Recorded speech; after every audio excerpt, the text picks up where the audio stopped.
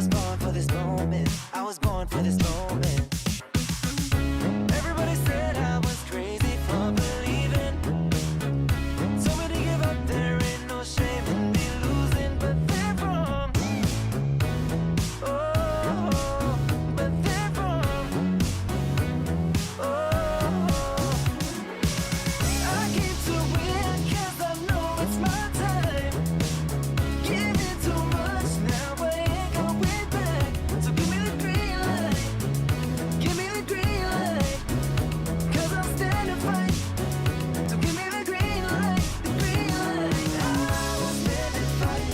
I will stand and fight. I will stand and fight. I will stand and fight. I will stand and fight. I will stand and fight. I will stand and fight. I will stand and fight. Everybody said I was crazy for believing. Told me to give up, there ain't no shame in me losing, but they're wrong. Oh, but they're wrong. Oh, but they're wrong.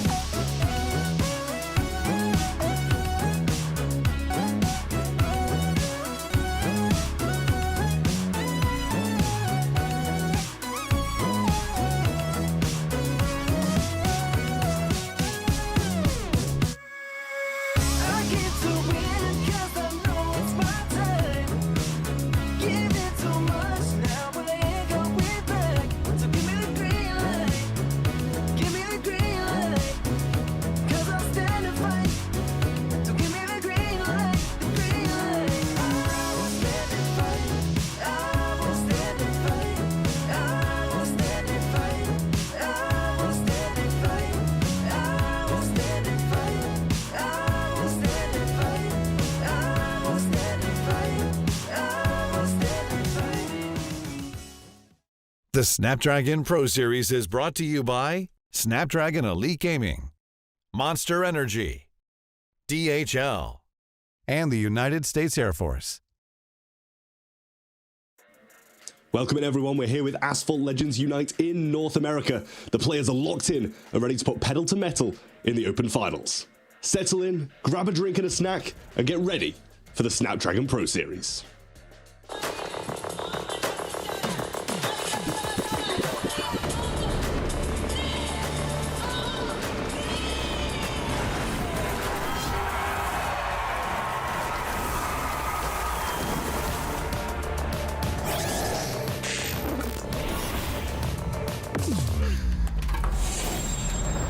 Let the weak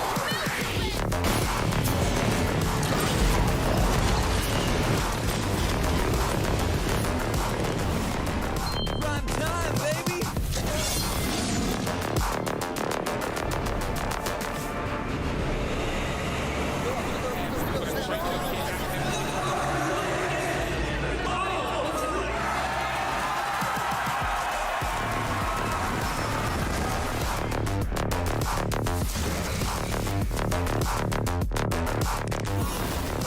Looks like the players are ready.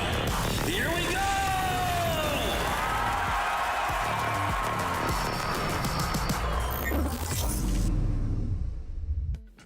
Hello and welcome to the Snapdragon Pro Series. We're here with Asphalt Legends Unite Open Finals for the North American region. I will be your host for the duration of today. My name is Trav, and I'm joined by my two Asphalt experts in Marth and Lethal. Going down the line, how are you feeling about today? I am super duper excited to be back, especially with the gang. You guys, you joined me with the Gamescom finals a couple of months ago, and that was absolutely stunning. So I'm super glad to be back, and this is going to be one heck of a show. Yeah, we did the European region last week. We've already had all the regions now, and now the final one being in North America's best players here. Looking forward to see how it unfolds here today. Yeah, sad to see that this is going to be the last one of the open finals. Obviously, as you mentioned, all the other regions are behind us now, and we're focusing in on NA, and it's going to be 8 of the best players battling out here today for the lion's share of that prize pool. Before any of that, though, make sure to go and follow us on socials. It's ESL Mobile on both X and Facebook, and ESL_Mobile on Instagram. Some really interesting stuff over there as well, and make sure to join the Discord at discord.gg/Snapdragon Pro Series to get entered into all of our array array of games. You can sign up there and make sure you get in on the best action in mobile esports at the Snapdragon Pro Series. Just really, really interesting stuff. Let's take a little bit of a look at the format, though, where our players have been and where we're going today as well. We started things off in-game in Asphalt Legends Unite, where there was 2 limited time events. Top 4 players from the first one advanced to today, and then joined by the top 4 players from the second limited time event will be in this double elimination bracket today, where we'll start things off in best of 3s all the way to the grand finals, but then we will play a best of 5 to crown a champion in these open finals. It's going to be an absolutely incredible day. So many good players, and also a big prize pool, Lethal. Yeah, nice chunk of change here, mate. Not really too shabby for a day's work. Well, I say a day, but we've had all these time-limited events and the qualifiers leading up to this process. But the main thing is, for every single player will be walking home with something guaranteed. Yeah, a real nice prize pool there as well, obviously, and having this Legends Unite as well, with both of the different games coming together as well, with iOS and Android being combined into one, it allows that prize pool to go up and up and up. Marv, why don't you talk us through the bracket, what games we've got coming up, and what you're looking at as the best? Yeah, so you mentioned Asphalt Legends Unite, and this is the first time with the North American bracket that we have Asphalt Legends Unite. So both players from both platforms are going to be competing, and immediately what I see is number 1 at Elite Joe and number 8, Pickle. You can see on screen right there, both opposite sides of the brackets. Those are the 2 favorites I'm looking forward to seeing, and they have a very special rivalry, which I'm very excited to see how it all plays out. Yeah, so they've come through time trials within the game and going to be playing off against each other 1v1 today. So definitely a different ball game, and players are going to have to adapt to that as well. But being as experienced as these guys are, I'm sure they won't have any issues adjusting at all. But the schedule, obviously, as we mentioned, we're starting things off with Elite Joe versus Lightning. Then we go to Cincinnati versus Joe's, JayQuim versus Al, and we end out the quarterfinals with CJ versus Pickle as well. But we don't stop there. We've got a massive array of games today, working all the way towards those grand finals, where we will obviously be crowning a champion of North America in the open finals. So really interesting stuff today. Have you got your eyes on anyone though, Marv? I know you said you're kind of looking out to a final, but obviously we've got kind of one favorite from each side of the bracket, but have you got your eye on anybody in particular? Any dark horses perhaps? Ooh, that's a great question. I mean, honestly, so with JayQuim coming in, I believe this is his first qualification, and some of the players in the RPM club, which is one of the top clubs in Asphalt, have been telling me to keep an eye out on this guy because he's a bit of a sleeper agent, if you will. So I'm keeping an eye on JayQuim because he's appeared in some of my streams within the Asphalt community as well, so I'm looking at him. Yeah, really interesting stuff as well. We've got so many good players today fighting it out. And obviously, as you can see here on screen now, I'm not sure where to point. It's either this side or it's this side. It's this one. We're going to be dropping free codes all day long, so you're able to get some real good swag through those as well. So make sure to keep an eye on the bottom portion of our screen for that. Go into the game, type in that code, and you're able to get some credits, some tokens, and possibly some packs in there as well. So really nice stuff that we're giving away today. Lethal, I know you love all of that in-game swag, so I'm sure you'll be typing those codes in once you cast and look into the side. I'm not gonna lie to you, mate. I probably will. Might have to dabble in some packs and credits and tokens because, never get the time to do it. But I won't get the time today because we've got so many matches coming throughout the entire course of the day, and obviously super excited to see how things will go. But yeah, make sure you keep an eye out for those codes. Extremely important. Yeah, and as you can see now as well, the survey, get the survey in, and you're going to have a chance at winning a $100 gift card, which is going to be, it's a big chunk of change. It's just about as much as some of the players are making today as well. So definitely go and do that survey, get the free codes, and get all the free stuff we're giving away today in the Snapdragon Pro Series on Asphalt Legends Unite. It's going to be an incredible day all day long. Going to be a little bit of a long one as we've got 14 games ahead of us, but it's Asphalt Unite action that we absolutely live for, Marv. Absolutely. I'm licking my lips. I'm so excited to get through with this bracket because, especially like I said earlier, first time that some of these players are going to be competing. We have not only that, we have some newcomers, we have some old faces, and some amazing rivalries as well. Well, let's focus in on this first matchup. We're going to be starting things off with Elite Joe versus Lightning. Yeah, this is going to be our first match of the day here in the upper bracket quarterfinals. Marv, we have to see how Elite Joe is going to be doing. He's just come off of, not a victory, but a podium finish in the Lamborghini tournaments not too long ago, just a few days ago, mind you. And he was looking extremely strong, much better than he did back at Gamescom. And you can see the track list here coming up. We have got 2 Kairos, which is something you don't normally see, but it's nice to add some more into the mix. Got Buenos Aires Stadium Lap, Cairo for 1,000 Minarats, and of Cairo Ancient Wonders. What do you think of these tracks for these two players going into it? Yeah, so this is really interesting. As you mentioned, two Kairos, we normally don't see the two different routes on the same track within the best of threes, but this one is interesting because we have a very direct comparison between Buenos Aires and Cairo. Super different gameplay styles. With Buenos Aires, you have a lot of twisty, narrow streets, whereas Cairo, you have the complete opposite. Very wide, open, narrow straightaways with tons of ramps, tons of opportunities for a lot of airspeed. But here we get into the first game. Again, Elite Joe versus Lightning. Got a heavy favorite here versus a newcomer, and immediately Elite Joe takes the first lead quite a bit, actually, going onto this first 360 corner. We're here in the Fenner Super Sport, one of the better cars in Asphalt Legends Unite. Very good top speed, amazing acceleration as well. But here on Buenos Aires, it might be a little bit tricky because the car can be a little heavy in the corners. Not anything that these players can't deal with, but as you can see, Joe taking great advantage of Shockwave in the middle of the air, taking a pretty sizable lead already about a quarter of a way through our first race. Yeah, Elite Joe already getting in deep just to really make a statement here. I always feel like in the upper bracket quarterfinals, I like to see some clear indicators from some of these players in terms of how the high level consistency is coming in and how they're able to make those refinements lead into the later stages of the tournament. But Elite Joe looking extremely strong at the moment. We saw how great it was back in that Lamborghini tournament last week and now, or earlier a few days ago. And look at him looking extremely strong already, about 2 or 3 seconds ahead. Lightning still got a lot of ground to try and creep up on. Yeah, both these players clipping a bit of the walls here and there, but again, Buenos Aires, you sort of expect that with such tight twists and corners. This is one of the shorter tracks that we will see in Asphalt Legends Unite, especially in the esports competition world. But as you can see, Elite Joe is taking advantage of Shockwave after every single corner, getting up to top speed as much as you can. And you can see, as a result of being in first place, he doesn't want to risk anything, not going for any of those extra barrel rolls and jumps. But we saw Lightning on the other hand, trying to do some of those back on the first lap, not really working out too well.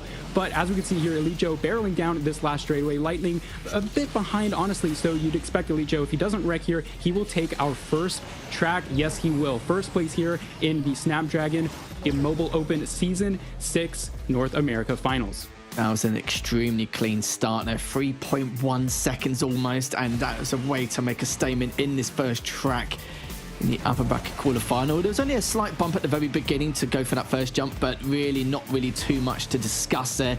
No wrecks, nothing like that at all, just clean racing from the two. And you saw from there the high level consistency coming up from Elite Joe, which is nothing short of spectacular and what we'd expect from him as one of the favourites coming into the competition. As you can see, just 1 minute 34.699. And I must say, that's a good start coming out from Elite Joe, and we expect him to maybe do the same in track number 2. But the question is, what can Lightning do in order to try and at least level the playing field here? Yeah, absolutely. I mean, look, we talk about Elite Joe. He's had tons of experiences, especially not only in the sort of world stage, coming together with the Lamborghini series we saw last week. Again, that was a world stage, so not just North America. He competed against the best in the world, whereas Lightning, this is his first appearance. So honestly, you would expect Elite Joe to take not only this race, but also the next one afterward. Very clean 2-0, I'm expecting. But then again, I want to remind the viewers here, this is going to be a double elimination bracket. So we do have that lower bracket for players to fall back on. And so with Lightning obviously being their first appearance, you know, you might expect some jitters, might expect some nerves coming out here on the first race, but not to worry, there is that lower bracket for them to compete on should they lose this next race. That's right. Every single match here today will be a best of 3, apart from the grand final, which will be a best of 5 with the player coming from the upper bracket with a 1-track advantage, which has been quite important for a lot of these players. And it's crazy because the last couple of grand finals we've had here in EU and MENA, we had that crazy reverse sweep between Jägermeister and Future Flash. Jägermeister taking that, and Latin with a 3-2 as well. So it's been really tight knit between in every single grand final for every single region. And are we going to get it here today? I hope so. For the love of God, I hope so, because this is exactly what we want. More tracks, the better.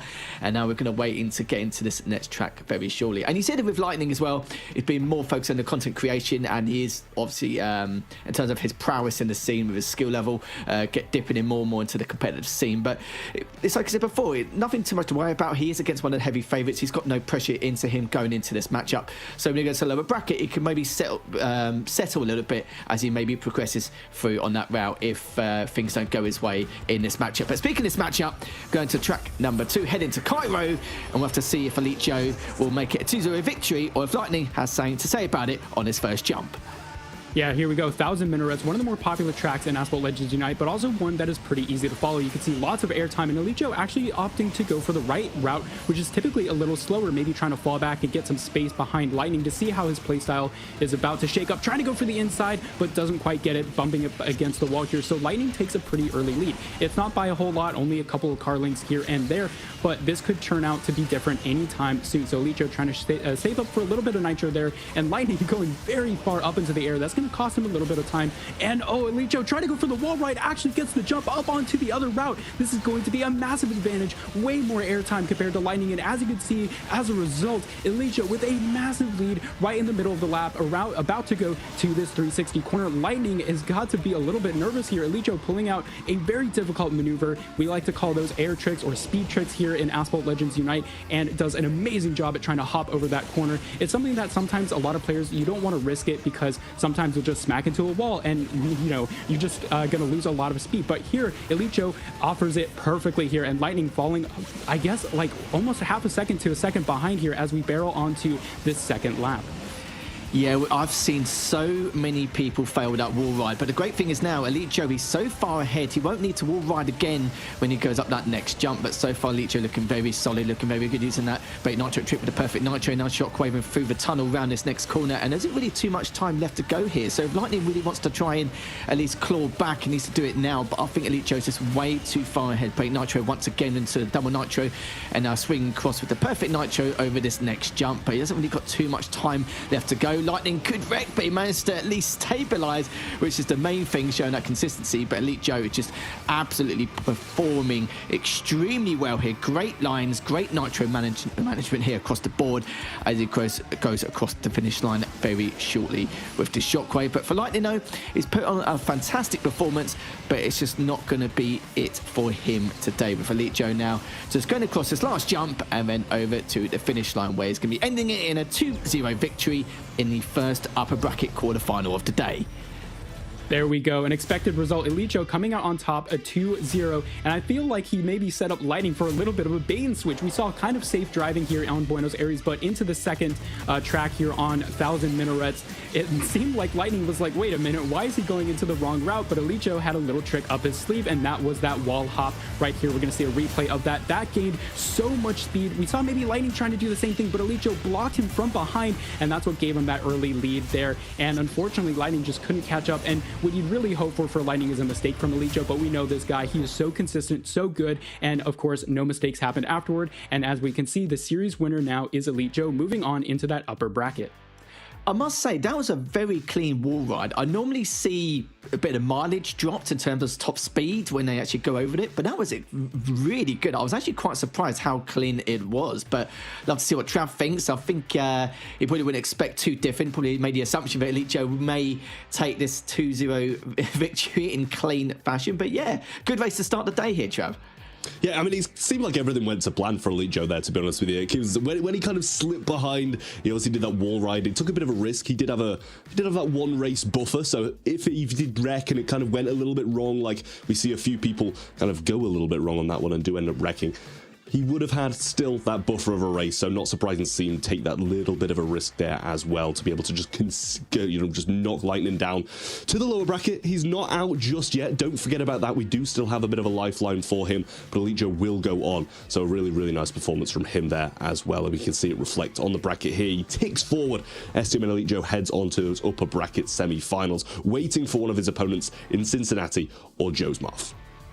Yeah, absolutely. And this next matchup is going to be really interesting. Cincinnati had a really good performance actually at the Gamescom finals, actually making it to that stage on that World Series premiere. And again, that was a worldwide competition. So not only against the North American competition, but also the worldwide competition as well. But with Jaws coming in, that's also a new player. However, I was also told by some of my RPM members that this guy is something to look out for. The qualifications, even though it is his first time here, he has been known to bring some pretty cool party tricks to the scene in Asphalt Legends Unite. So I'm really excited to see how he drives. Yeah, well, I mean, you mentioned as well, that's the thing, that he's a very, very young player, and that's kind of why he's only just breaking onto the circuit of the Snapdragon Pro Series now. And I think that kind of probably going to help him more than anything. He's probably relatively well known within the game, but not really got that much experience on the big stages in esports. So I'm kind of not sure if that's something that Cincinnati's going to be able to take advantage of, Lethal. Yeah, it really depends on the circumstances here. We see a lot of people like absolutely grind on the time trials or time limited events, but not have too much 1v1 experience, which is going to be absolutely vital. I kind of felt like that personally, where I qualify and then not have the 1v1 experience as much as everyone else has when we first went into it. So I'll be curious to see how much practice he's going to put into this one in the next quarterfinal.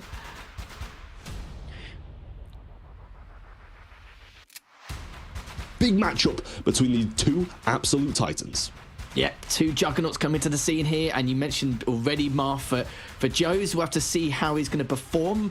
And we've got to remember, there's no pressure onto him coming into this, but for Cincinnati, we've seen him quite a few times here, especially in the North American region here and at Gamescom, where he didn't do too badly at the time. And if you guys aren't aware of the tracks, where were you in that last series? But we're going to be back with Buenos Aires again for Stadium Lap, Cairo for 1,000 Minutes, and Cairo Ancient Wonders once again. I think the real question is, Marth, are we going to see our first 3 tracker of the day?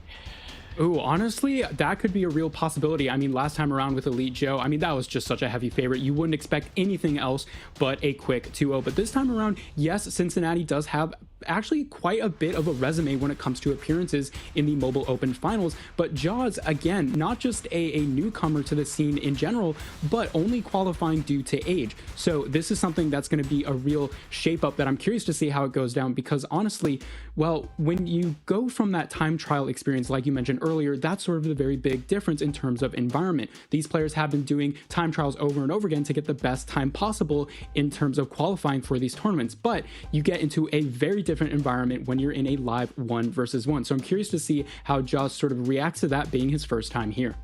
Yeah, it's about making that transition and having a plan B, plan C, plan Z, everything you need in order to make sure that you manage to recuperate your losses. We've seen it time and time again, and still be able to put the pressure on, because you've got to keep the gap as close as possible. The reason why is a lot of people may assume that, okay, it's too far apart, it's not going to be too much happening. But if you close that gap, it puts a lot of pressure on your opponent, especially if they're in first place. And there's been so many occasions where they've actually had a few mishaps along the way and made so many crucial errors which should not have occurred, because they're so, they're thinking about exactly what's going on behind them, no matter what the circumstances are. But long as he's at least going into this with a confident and calm, confident attitude, he should be okay. He shouldn't have any pressure onto him, considering his prowess in the scene compared to Cincinnati, where he's an established player in the North American scene. But let's find out how these two are going to go at logheads here and see how this first track is going to go on Buenos Aires Stadium Lap. We're going to start things off with Cincinnati versus Joe's, and to find out exactly how he's going to come out on top. But Cincinnati with that slight advantage with that first jump on the outside lane, and we're going to see how Joe's is going to try and keep that gap close, but actually using the 360s, managed to get round it. But Cincinnati does have the inside lane, both using the shockwave at almost the exact same time. Joe's lost a bit of mileage with that bash, but goes up the jump and now has to play the game of catch up.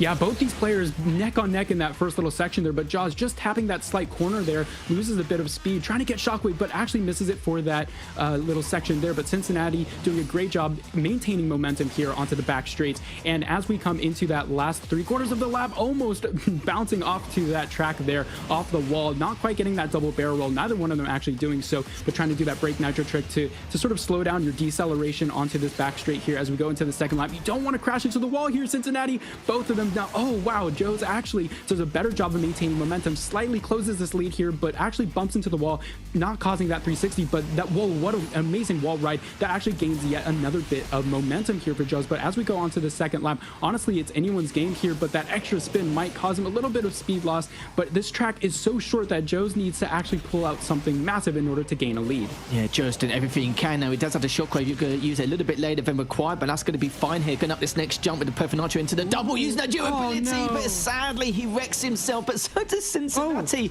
at the exact same time, but spawns directly in front of him. But oh my goodness, Joe's had the mileage there. He had the speed to get past him, but Cincinnati was just able to at least body block him along that way. But it was so close now going into it. The double nitro coming up, but he's got too much airtime here. Will he be able to make it? He does.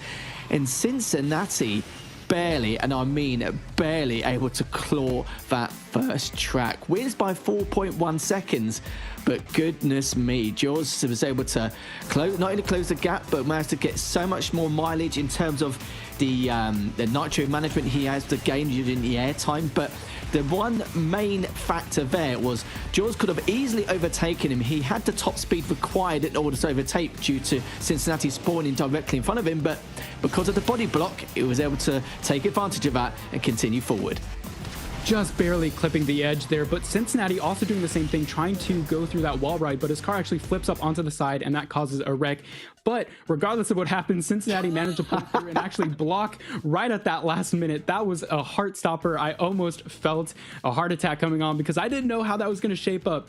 But wow, what a race by Cincinnati, maintaining composure in that last little bit. Honestly, I would have been just like, I would have been so surprised that my car wrecks like that. I might have given up and then that lead could have been compromised, but Cincinnati does a great job making sure to take that veteran experience into his hands and closing out that first track. Yeah, that body block was the saving grace for him, considering the position he was in at the time, because he could have easily lost that race by a second and a half to 2 seconds if he didn't actually go around him in the inside lane, and it would be going to 1,000 minuats on Cairo. And yeah, that was a nice, tasty way to start things off. It was a very spicy affair. 2 wrecks, a body block as well, and such a short track as well. It was actually quite surprising what we were witnessing there. But for George as well, I think it did a fantastic job making sure to really keep Cincinnati in check and keeping it as close as possible. But you can see the pressure was being added. We saw a lot of major mistakes coming up from Cincinnati, so this is where he needs to clean up his game going into Cairo. Let's see if he manages to do it. So, you know, we'll shake the nerves off from that first track here, Marv. Let's go into the second here, as you can see. But Jones does have the inside lane, so we expect Cincinnati to go for the next jump, which is going to be slightly slower, which is understandable.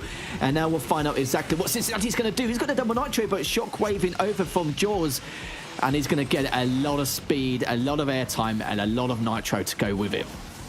Yeah, we saw both players, Elite Joe and Cincinnati, you would consider the favorites, both trying to go for that outside line, trying not to get some contact is my guess of why they would choose to go for the slightly slower route.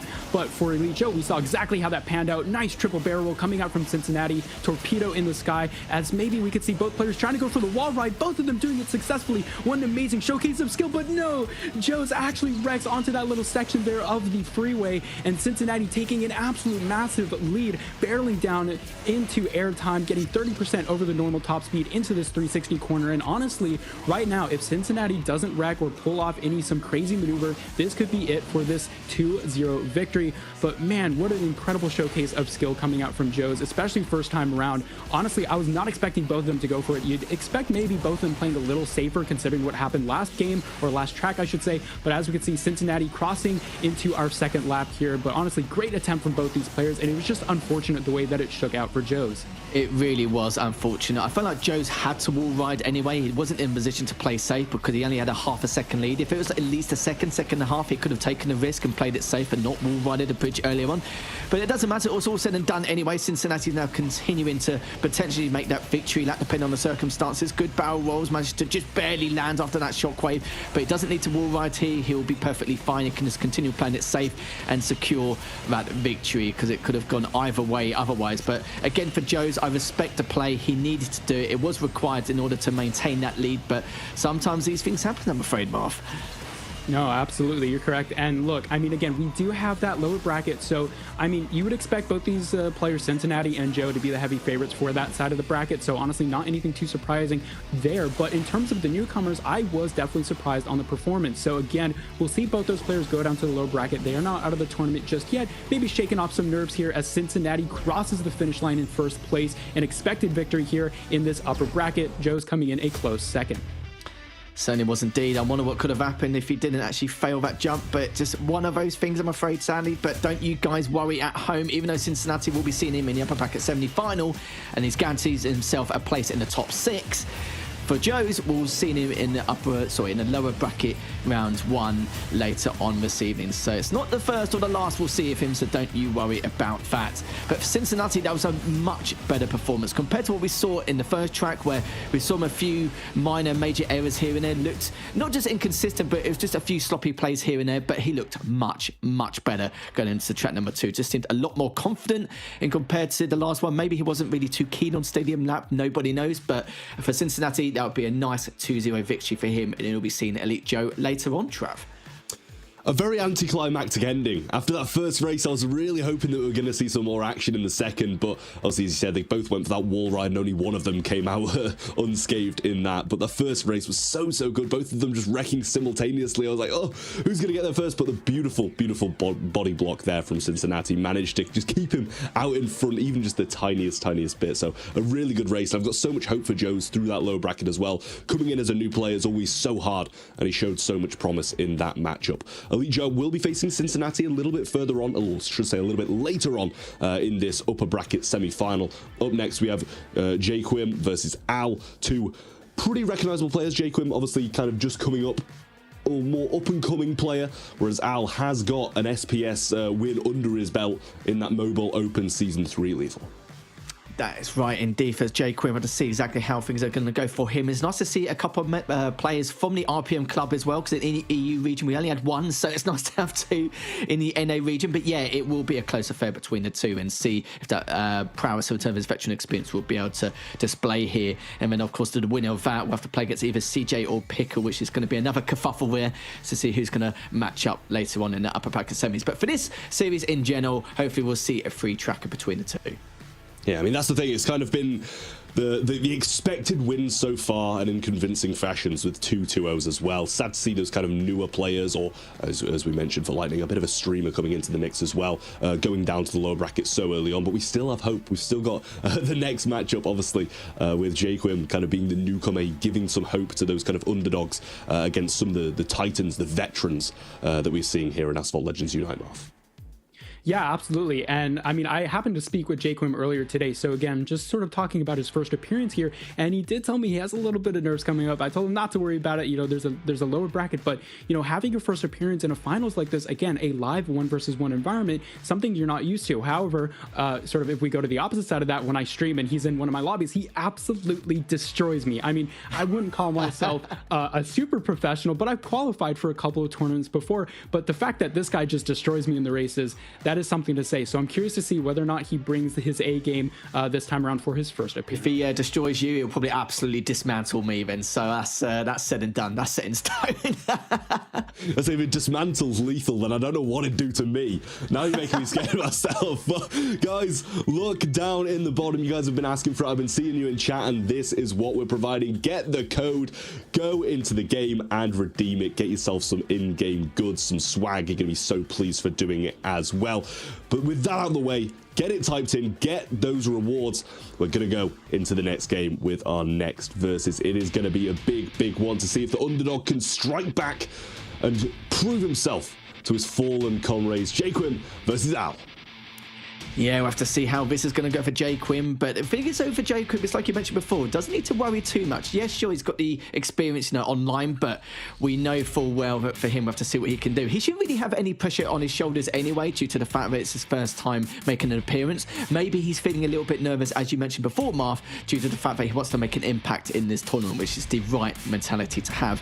And if you guys haven't seen the last two series, we're going for the same track list again: Buenos Aires Stadium Lap, Cairo 1000 Minarats, and Cairo Ancient Wonders once again. But it's all about that track number 2. Can be a little bit of doozy depending on the circumstances and what position they're in, and how they're going to put the pressure onto their opponents if they're falling behind. And honestly, looking quite forward to this one to see how JayQuim can really put on a show. Oh, absolutely. I'm looking forward to it as well, because again, this dude absolutely destroys me when we race together. So I'm curious to see if he's going to bring his A game this time. At least you admit it. Yeah, hey, I mean, you know, those streams are really fun to play, and this guy's a really good sport about it as well. Both these players are just incredible at the game as well. Look, Al, again, like we mentioned, making some previous experience before, but right out of the gate, JayQuim trying to make some contact with Al. That is a great first impression trying to make. We talk a lot about the iOS side of things in previous matchups, making that demolition derby, but this time around, as a result of Unite, we haven't really seen a lot of that except for on Buenos Aires. So Al taking that upper section of the track, JayQuim going for that lower, trying to save up for Shockwave a little bit early, bouncing into those corners there, maybe a little bit of shakes, little bit of nerves coming into this first track. But Al actually, as a result of that upper sort of section there, takes a bit of a second place trajectory here as we get into the 50% back straight of our first lap, and JayQuim is about to barrel down the straightaway. Actually, he's not going to go for it. A bit of a safe maneuver coming out from JayQuim. Maybe he knows that he has a pretty substantial lead, and Rev from Al actually has to do everything he can to catch up, and JayQuim's actually opting to not go for any of these barrels, trying to go for that clean section there onto our second lap.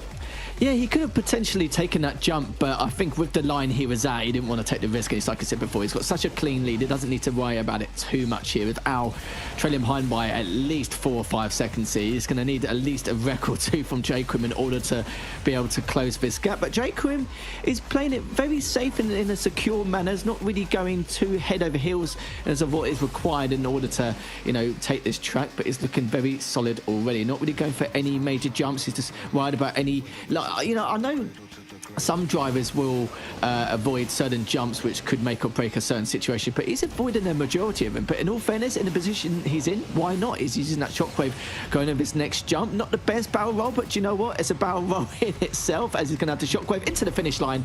And there we have it. JayQuim takes the first track. So pressure on the shoulders of Al coming into this next quarterfinal. Yeah, that shaped up to be a pretty interesting matchup. I mean, look, in my opinion, we saw a lot of, safe driving from both players, but honestly, I was expecting it to be a little closer because they were taking very similar routes. JayQuim with the aggression right out of the gate, trying to set the stage for this matchup, and honestly, I'd expected, a little bit of a back foot start because of that, but I mean, we saw Al going up to this upper section here, as you can see on that first lap, and that caused a lot of loss in speed. And you can see JayQuim over there taking over this track, and as a result, taking first place, not dropping into second at all for the rest of the lap. And there we go. First map winner is JayQuim, starting out with a 1-0 lead. Yeah, you could tell from Al's perspective in terms of his mental state after that second jump, he kind of felt really deflated and demoralised, knowing that he probably lost it already, considering the amount of time he's going to lose out from the nitro canisters and also taking a long way round as well. It's just going to be a little bit of a pain in the backside for him, and he knew that a wreck is the only way for him to actually get back in this matchup, which just never occurred because JayQuim realised what he needed to do in order to maintain that lead, and he was playing it extremely. Probably one of the safest stadium laps I've ever seen. And to Rhino, he had so much time left in his hands, he didn't really have to worry about it too much. But going into the second one, though, this is where things are going to get a little bit tricky over to Cairo, where that wall ride under the bridge is going to be going to make or break a lot of these situations with the nitro management between these two players. Who's going to take that risk, who's not, and whoever does have the lead, are they going to take that risk anyway? If you obviously got only a second or less lead, then we're going to expect a lot of these players to do that, because that's the only way you can be able to maintain it, because the amount of nitro and the jumps you can gain with that nitro afterwards on that second track. We have had no free tracks as of yet. I think this one probably has the most potential, but let's see Al if we're going to absolutely give it here. Marv, and start things off in the second track and our third series of the day. JayQuim with that 1-0 lead, and as you can see already, that first jump is going to be taken over here by Al, and we'll have to see if he can take advantage of the lead he already maintains in this first part of the second track. But we see already JayQuim already far ahead in the lead of going on that second jump with the amount of nitro he gained, as Al now with that shockwave taking the other route.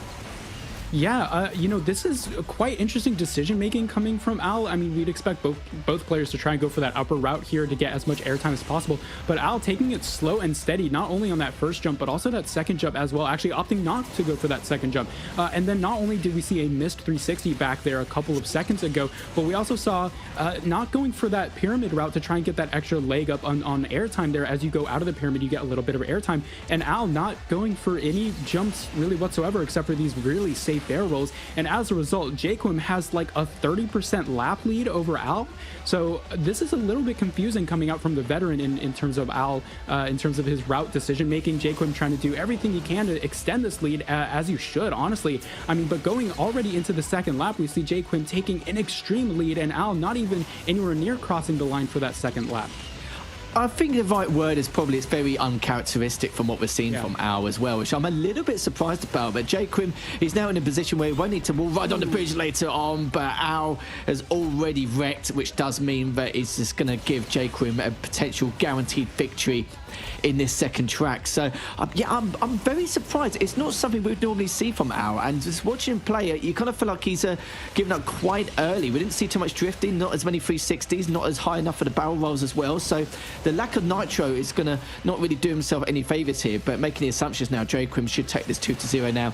Is it going to continue forward into that tunnel with a perfect nitro, with the break nitro now coming up to the next bridge, and he's still got a perfect amount of time here in order to secure victory as you come around this corner, fought the shockwave, and yeah, Al's way too far behind to really make any kind of impact here. For JayQuim now going to be slowly but surely going to be taking that victory here in a very surprising 2-0 series victory. Yeah, look, absolutely phenomenal job by JayQuim, trying to keep his composure, all good, doing some celebratory 360s here at the end. I mean, he knows he has all the time in the world, and Al all the way far back, about a 10% victory lead there, as we saw. So look, I don't want to say anything. I'm not going to assume anything, but there's got to be something happening here for Al to make these decisions. Maybe something's going on with the controls or something like that. I'm not sure. But honestly, coming out from JayQuim, great job to not question anything, not assuming anything, and just doing a great job keeping their lines, getting some safe races here and there, and taking a nice 2-0 lead for their first appearance here in the Snapdragon Pro Series. Yeah, it didn't really feel right at all in the slightest. What we saw from Al is not what we normally witness from him, which is a little bit shock to the system. So what you said maybe is true, and it's also, like you said, we don't want to take anything away from JayQuim, but it's not exactly commiserations, because ours is the kind of player where he can create that kind of Cinderella story in a lower bracket. He knows that he's got a second lifeline to come into this. But yeah, very peculiar, I think is probably the correct word, but as I mentioned earlier, a bit uncharacteristic from Al. But don't worry, we will see more from Al later on. Hopefully, if there is any issues on his side of things, he'll be able to rectify it later on. But JayQuim, we'll be seeing him in the upper bracket semi-finals later on, waiting against CJ or Pickle. But Trav, what did you think of that last series?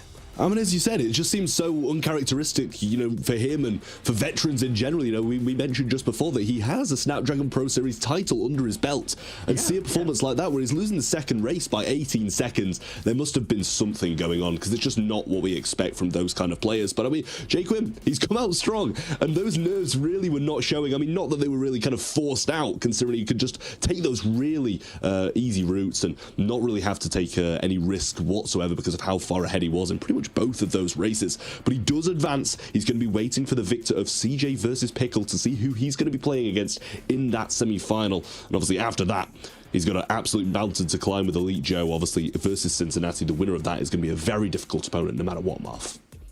Yeah, absolutely. And look, this next matchup, CJ versus Pickle, that is going to be a very intense matchup. I mean, obviously, Pickle going into this heavy favorite position against Elite Joe on the opposite side of the bracket, but CJ is no slouch. He has tons of experience, making multiple appearances here at the Snapdragon Pro Series, actually getting third place in Season 4 on the Android side of things as well. So both those players coming from the Android side of things, they would have faced each other previously. So it's anyone's game, but I think this time around you would maybe say that Pickle has a slight advantage. Yeah, I mean, that's the thing. You came into this and you said even before anything had started, this was Elite Joe and Pickle's tournament to win. And obviously with Elite Joe advancing, we kind of expecting Pickle to do the same and make the run through this kind of lower portion of the upper bracket to meet Elite Joe in those upper bracket finals. So we expect him to be able to win this one, and it has been a very, North America has been dominated by those two players for some time now. So it's expected to see both of them going forwards, but we'll see if CJ can shut down Pickle, as that's the next matchup. You have to see how things go. Of course, getting that podium finish about, I think it must be about 9 or 10 months ago. But Pickle placing top 4 over at Gamescom in a global competition is crazy in itself, and then placing second in the previous season as well in North America. So his accolades definitely shows prowess here for Pickle, but I want to see what CJ can do here. If it was a best of 5, I would be more in favour of Pickle, but in a best of 3, honestly, anything goes, anything can happen here, so it's really hard to decide. But a lot of people are going to, rightfully so, favour Pickle here, Marv.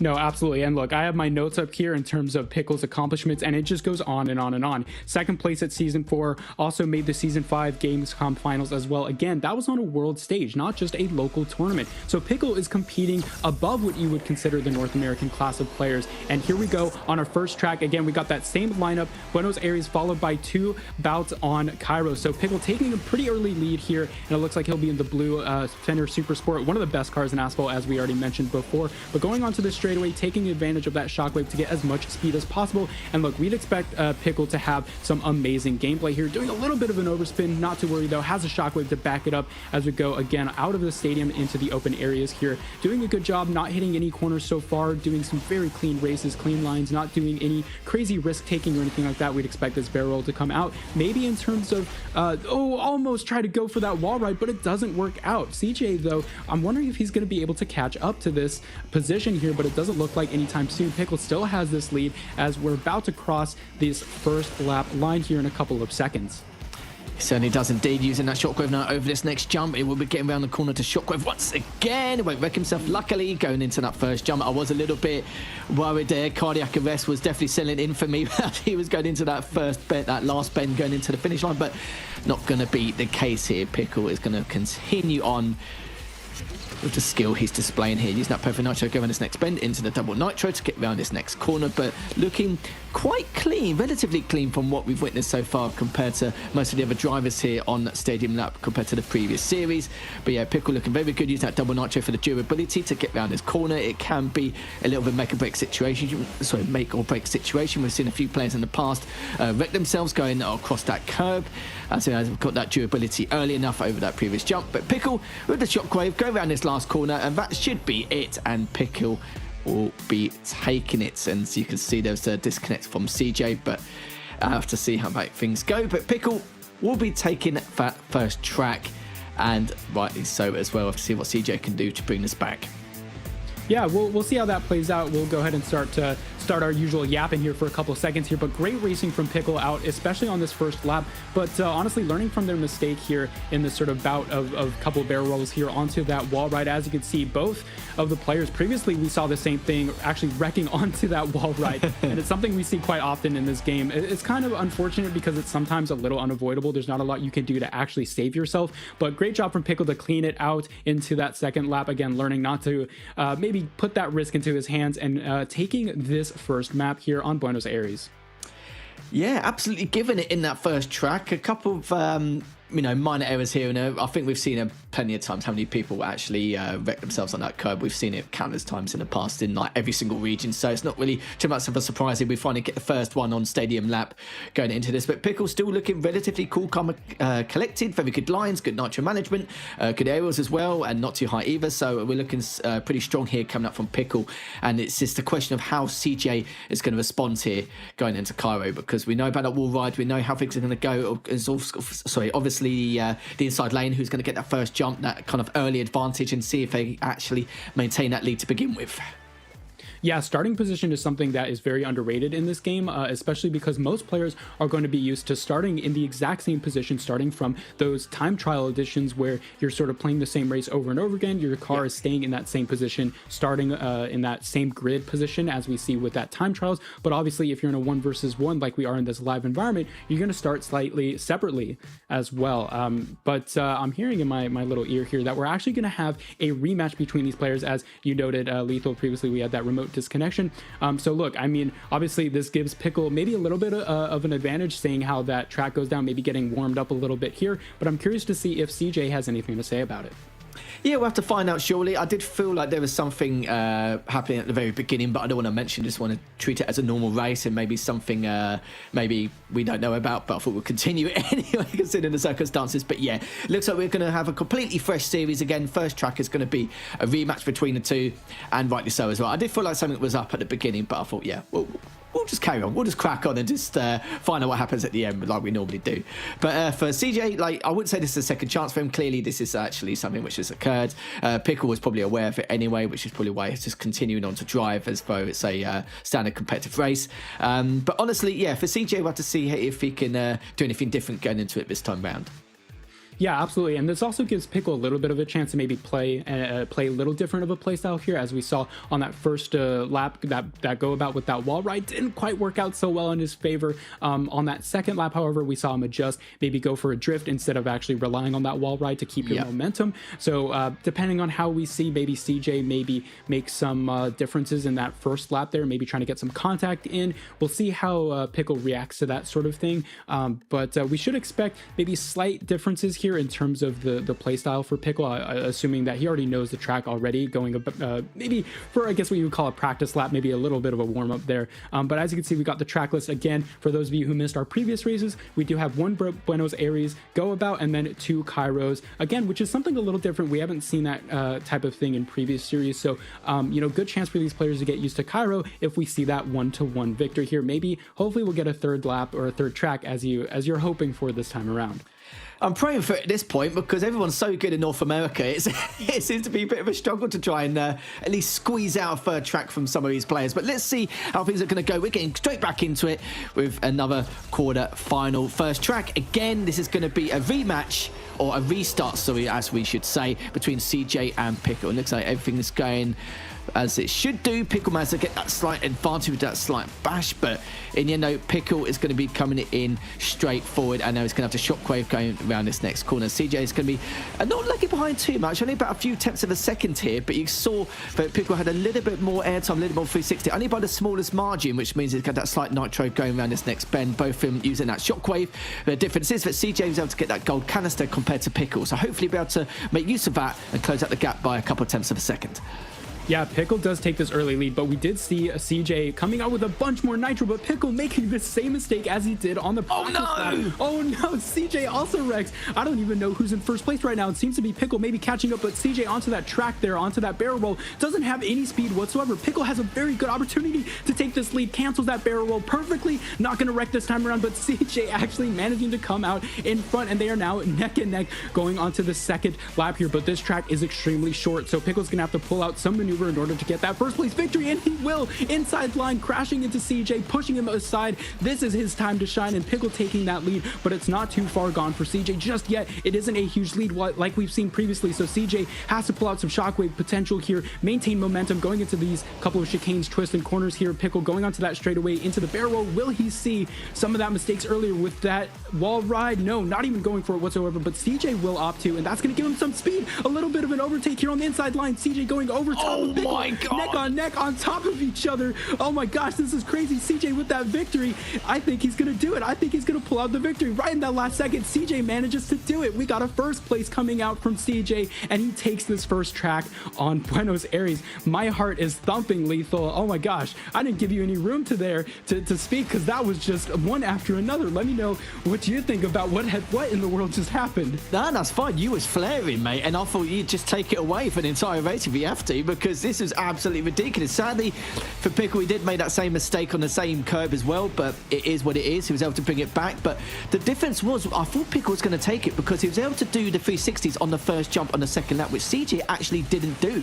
So it meant that he was going to have to shockwave go around the corner. He was able to get on the inside, and then CJ was still able to overtake him. Honestly, his refinements and his lines were so good, and his nitro management was the key to victory there on the second portion of that second lap. My goodness. And the fact that they landed on the top of each other and there was no wrecks, nothing like that, I couldn't believe it. But it dramatically affected his top speed as well, which is why CJ was able to take the victory and use that double nitro towards the very end to get around that corner for the finishing time. My goodness, what a way to start this. See, that's first track. Yeah, I think this first track was a lot better than the last one. I'll take this one. Absolutely. I mean, that's what we're looking for in terms of 1-versus-1 action here for Asphalt Legends Unite. That is the type of racing we like to see. I was like, is it getting hot in here? Are those brake discs, those calipers glowing red due to all that heat? I mean, that was just an incredible race. That second lap got so close. I mean, you couldn't even tell who was sort of in first, who was in second. But I mean, CJ was losing all that speed up at that last corner. I know. I really thought that Pickle, yeah, exactly. I thought Pickle was going to be able to overtake even after wrecking, and then CJ wrecking as well. I thought that was going to be a one and done, but CJ managed to build that momentum. And I think what happened was on that very, very last corner, Pickle, I think, was trying to go for that outside, making sure not to wreck on that inside corner. But CJ just swooped in at that last moment and managed to take it.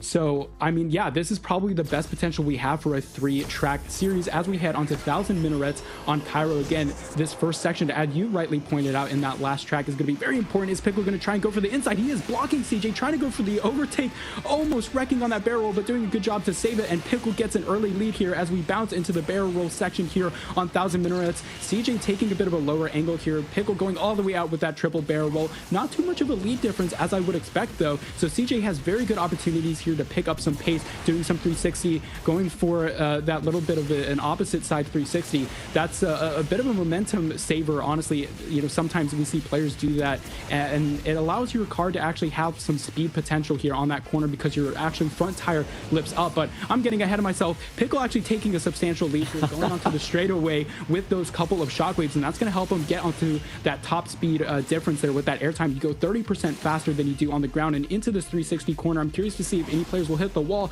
CJ just barely avoiding it, doing some shockwave to try and catch up.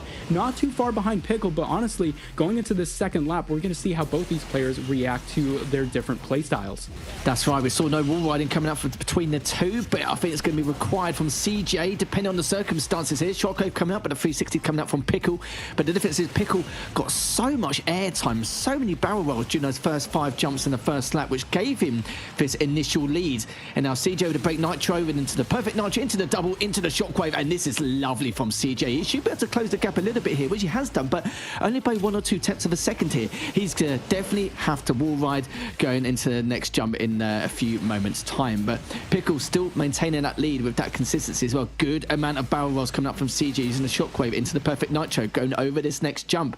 After and CJ does manage to get it, so there's a chance here for him to try and overtake, but doesn't get as much air time, but still managed to stay onto the track. But Pickle is just walking away with it, and CJ, sadly for him on that last jump, didn't really get enough barrel rolls in order to gain the nitro provided to overtake Pickle. So this looks like it should be a Pickle victory here as we're going through the last few bends.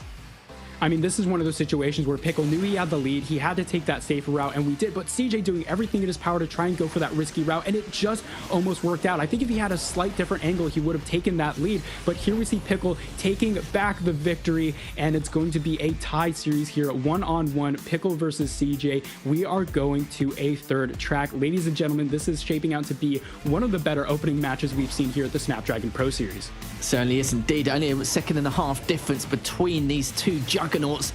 But honestly, Pickle got so much airtime and so many barrel rolls during those first 3 or 4 jumps that I just assumed that he was just going to walk away with it. But I'm surprised he didn't close the gap any sooner, because the amount of nitro was gained from CJ, you would assume that he would have closed the gap, but the gap was relatively the same. And sadly for CJ, we saw him manage to go over that wall ride, but just wasn't getting enough airtime, wasn't getting enough barrel rolls to get enough nitro to close the gap and overtake, which was the difference maker there. But that first lap from Pickle, getting all the airtime and barrels, was definitely crucial for him to not only get the lead but maintain it as well straight afterwards. But the lines from both players was extremely solid from what we witnessed. Yeah, and absolutely, what a great attempt by CJ. I think what really happened there was on that wall ride, he executed it perfectly, but coming up onto that second barrel on the bottom level of the expressway there, I think what happened was he wanted to get that higher angle, but at some last moment sort of did a little bit of a drift, and that caused him to cancel that because he knew if he had that angle, he was going to smack right into some concrete. So good job of saving himself, but unfortunately, because he didn't get that proper angle going up on top to that second level, I think that caused him to lose some air time, unfortunately. But look, great job from both these players. We saw different play styles, and look, it worked out very well for Pickle again, as you mentioned on that first lap. They're getting some incredible airtime, but we are going to Ancient Wonders here for Cairo, making it a 3-track series. So either this is going to be an incredible final race, or we're going to see something interesting that I haven't seen before. I hope so, because normally these third trackers are absolutely make or break for these players, and I'm not really too much of a surprise it is going to go to the very last one. Pickle with an outstanding performance there on track number 2, and even for CJ as well. Both of them, it's been neck and neck for both his players. The second one for Pickle, you know, a bit of a difference maker. We saw a lot of the strategies they used. I love the kind of like back strategies which CJ was providing for us in terms of like if he wasn't in a good position or had to make a different line, we saw how he'd make that safe recovery, but at the same time would cost him a little bit extra. But the problem is, or actually I wouldn't say the problem, but more the fact that as long as he doesn't wreck, then that's perfectly fine. But it is what it is, going into the third and final track here in this last upper bracket quarterfinal between CJ and Pickle. Let's see how things are going to go, and CJ already scraping across that track to get that additional nitro. Let's see if he's going to be able to at least close this gap with a much earlier shockwave in compared to Pickle, but still just keeping it loggerheads at the moment, directly behind him. Both of them using that perfect nitro here as we go around this next corner, and let's see how many barrels both players are going to get. It seems like CJ's got a tiny bit less airtime, but it seems to not really affect him too much in the slightest here with the shockwave, and using the shockwave once again to try and close it out. But honestly, they're almost in sync in terms of what they're providing for us with these jumps and the speed provided. Yeah, one of the things that players might not be familiar with is that Cairo is one of the oldest tracks in the game, so they're going to be super familiar. But with this track specifically, as you can tell, there aren't really many opportunities for big straightaways. We will see that coming up here onto the second lap as you cross that line there. There is going to be that open stretch of runway for these players to get some great airtime. But Pickle doing a great job of actually taking a bit of a tighter corner line there compared to CJ. So I think that's really been the difference maker so far. But again, as we come onto the second lap, Pickle does have a pretty substantial lead, but there is a pretty good opportunity for CJ. He's not actually going to go for the pyramid route. You do get some airtime there, but it is a little bit of a tricky thing to master. So Pickle, both of them doing some perfect nitros here to try and keep that speed in the corners. Pickle doing a good job of almost repeating the same exact one, gets a bit of a boost there. That was actually quite lucky from Pickle, and as a result, he's going to even extend this lead a bit further, but CJ not too far behind. He certainly isn't. Indeed, he's caught by at least a 2 or 3 tenths of a second here, using that 360 now to get around this next corner and saving up for that shockwave. And honestly, it's anyone's guess here, but he's got a 360 run that bend, but sadly caught himself, but it's going to cost him a little bit of time. I thought it was going to be a lot more time, but seems to be that he's still in case of actually being able to claw from behind, use that double nitro into the perfect. But Pickle now just getting around this next corner, not really too much time left to go. That is going to be it, as the final jump is coming in into the double nitro, and Pickle will be your victor here in our last upper bracket quarterfinal. But GG's for both players. CJ, commiserations to him, but we've seen him later on in the lower bracket, just over a second and a half behind. Honestly, extremely close, and we saw CJ was closing the gap ever so slightly during the last portion of that second lap, but sadly for him, clipping that bend as he was doing that 360 cost him a bit of mileage, which also meant it was going to cost him that track as well. But I feel like Pickle was probably a little bit too far ahead during that course of time. Yeah, I actually didn't catch the fact that CJ almost saved himself there from that wall ride wreck, but great job by Pickle here, maintaining that lead, doing some ever so slightly tighter cornering there, and that's going to grab him this opening series here, keeping his place in the upper bracket. Certainly will indeed, as Pickle is your winner. We'll be seeing him in the upper bracket semi-finals later on against JayQuim. JayQuim's been performing extremely well, considering how we saw him in that third series of the day. But I think we need to find out what Trav thought of that last series, because that was a doozy, mate. I mean, it was so close, honestly. Like, I'm so glad that we've actually managed to see one of our quarterfinals go to a 2-1. It's sad to see CJ knocked down to those lower brackets. Obviously, to remind you all again, it's double elimination, so he's not out just yet. He's going to have another chance to battle it out before getting knocked out of the competition. But obviously, Pickle played that absolutely incredibly. And after CJ won that first race, I'm sure he was kind of feeling a little bit backed against the wall. But still, obviously, as one of the main veterans of North America, Pickle managed to just climb forwards and continue his dominance to get himself to these upper bracket semi-finals. Obviously, it's going to be STML Elite Joe versus Cincinnati, JayQuim versus Pickle, and it's surprising to see JayQuim actually come through against one of those titans like Al. And then the lower bracket's going to consist of Lightning versus Joe's and Al versus CJ down the bottom half. Yeah, look, and this is going to be an incredible matchup here. JayQuim versus Pickle, not an expected placement here. Although I want to touch on that lower bracket just a little bit, because now that we've seen CJ and, of course, all the other players shake it down there on that first opening matches there, you'd sort of maybe say that CJ has the favorite to keep pushing on through this lower bracket, depending on who else gets sent down later on. Yeah. Oh, go ahead. No. I was just going to say that, yeah, I'd like to see how CJ is going to perform. I don't expect him to go out so early, and if he does, that will definitely be an upset. And for JayQuim, I'd like to see him in terms of like the match, to see how well he gets tested and see how much we can actually push him to find out some key indicators of how well he could do in the rest of the competition.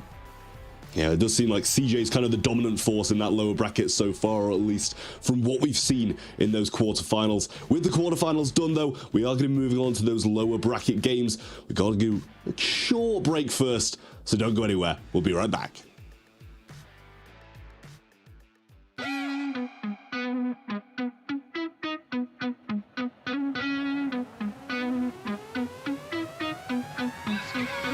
can feel it in my bones, yeah.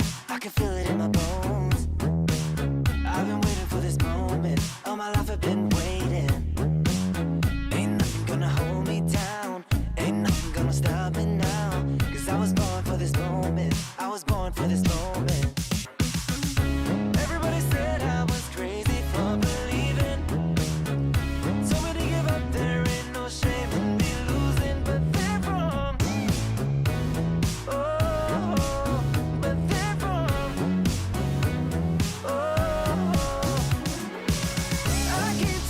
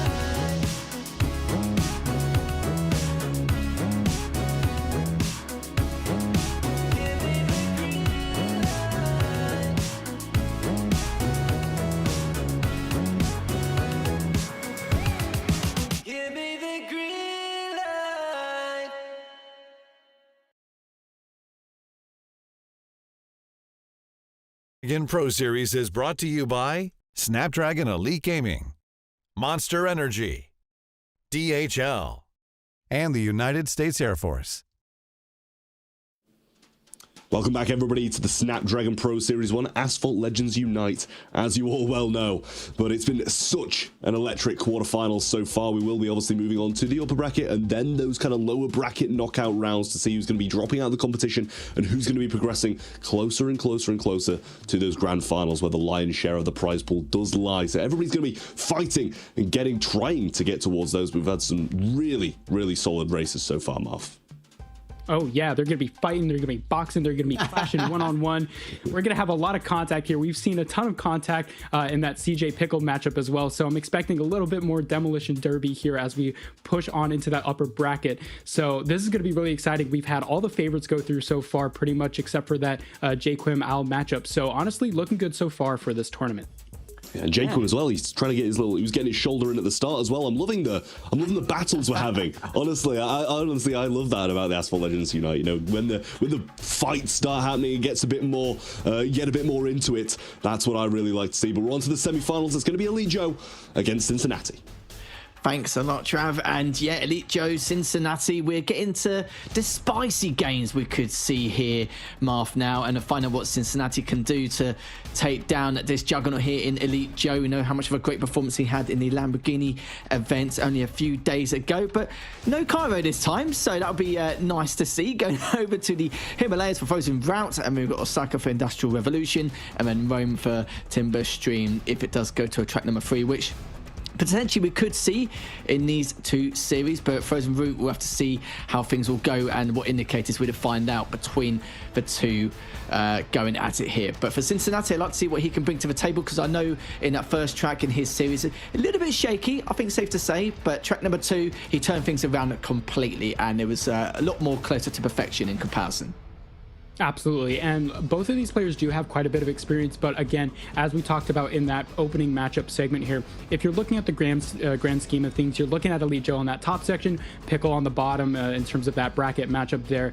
So look, even though Cincinnati has really great performances in the past, and we can expect great things from him, I'd honestly sort of predict that Elite Joe is still going to take this one, even though something to note for one of these players with Elite Joe is because he was at that tournament very recently across the ocean there in Spain, he may not have had as much time as he may have wanted to in order to practice. So maybe Cincinnati can take advantage of it as we move on to our first semifinal matchup in the Himalayas. And as we can see, these players are in a different car. This is the W Motors Lycan Hypersport, a little bit different to what we've seen previously in the opening matches with the Fenrir Supersport. So even though you have a little bit of a reduced top speed with this car, you do have much better handling potential, a little bit sharper, a little bit quicker in the corners. Now, not necessarily the most amazing thing for Himalayas as we see some big open stretches here, but we'll see how these players take advantage of the airtime. And Elite Joe doing a great job with nitro management takes a pretty sizable lead as we go onto our first chicane. Yeah, good straight barrel roll coming up from both these players here. Cincinnati also being consistent, just trying to be on his tail, using a shockwave over that next jump. Good amount of barrel rolls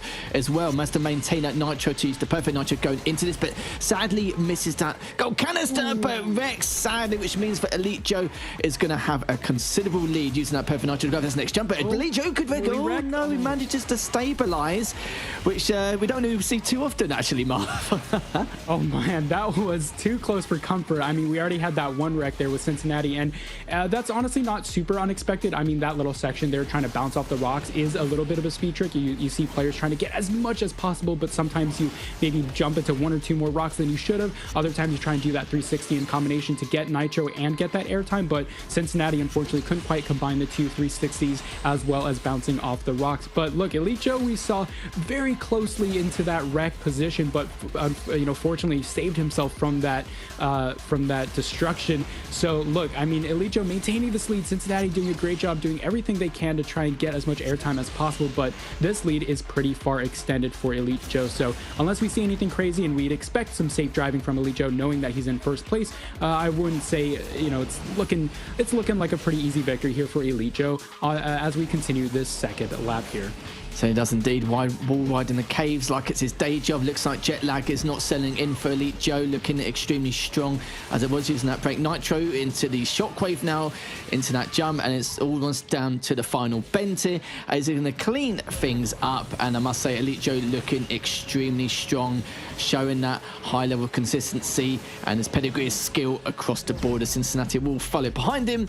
And as you can see there, an 8.4 second difference between the two, which is huge considering he only wrecked once. But for Cincinnati, he was probably a little bit demoralised knowing that no matter what he's going to do, he will not be able to creep up against his opponent. But a very strong showing between the two in that first lap. But with Cincinnati missing out on that gold canister and not being able to wall ride on into the caves, and of course using that 360, which actually cost him the wreck in the first place, that was going to be it. But for Cincinnati, I do respect that decision due to the fact that it was the only way he could try and close the gap.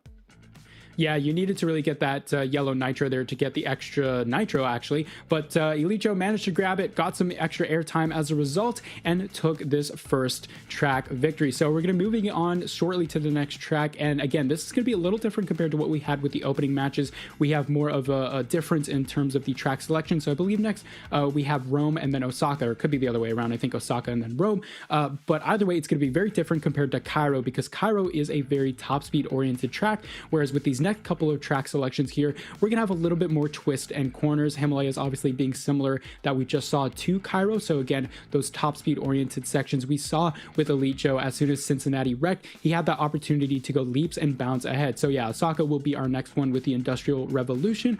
Great opportunity for Joe to secure this 2-0 in this upper bracket, but this will be a very interesting one because these cars are built for more of that handling section. As I discussed earlier, the Fenner a little bit more heavy in the corners, but the Lycan Hypersport really good at those sharp corners, especially on Osaka, where we see a lot more of those sharp corners. We saw a hook corner in one of the sections as well, so I'm curious to see as well if any of these players are going to try and take advantage of any floaty drifting. That's what we've seen previously. If you were wondering why all these players were doing a bunch of 360s before a corner, maybe that slows you down, but it actually speeds you up because of that tire lift. But as we see here, coming onto Osaka, Industrial Revolution, Cincinnati taking a bit of an early lead. Elite Joe maybe going for that inside, but opts for Shockwave instead across that rough terrain to maintain the speed, doing a great job of making sure that Cincinnati doesn't get too far ahead. Double barrel coming out, trying to go for the inside line. Elite Joe doing a quick overtake. Oh my gosh, that knockdown here, first one we've seen in the tournament, and Cincinnati gets placed well behind, at least 5 seconds, and Elite Joe is about to go into this hairpin corner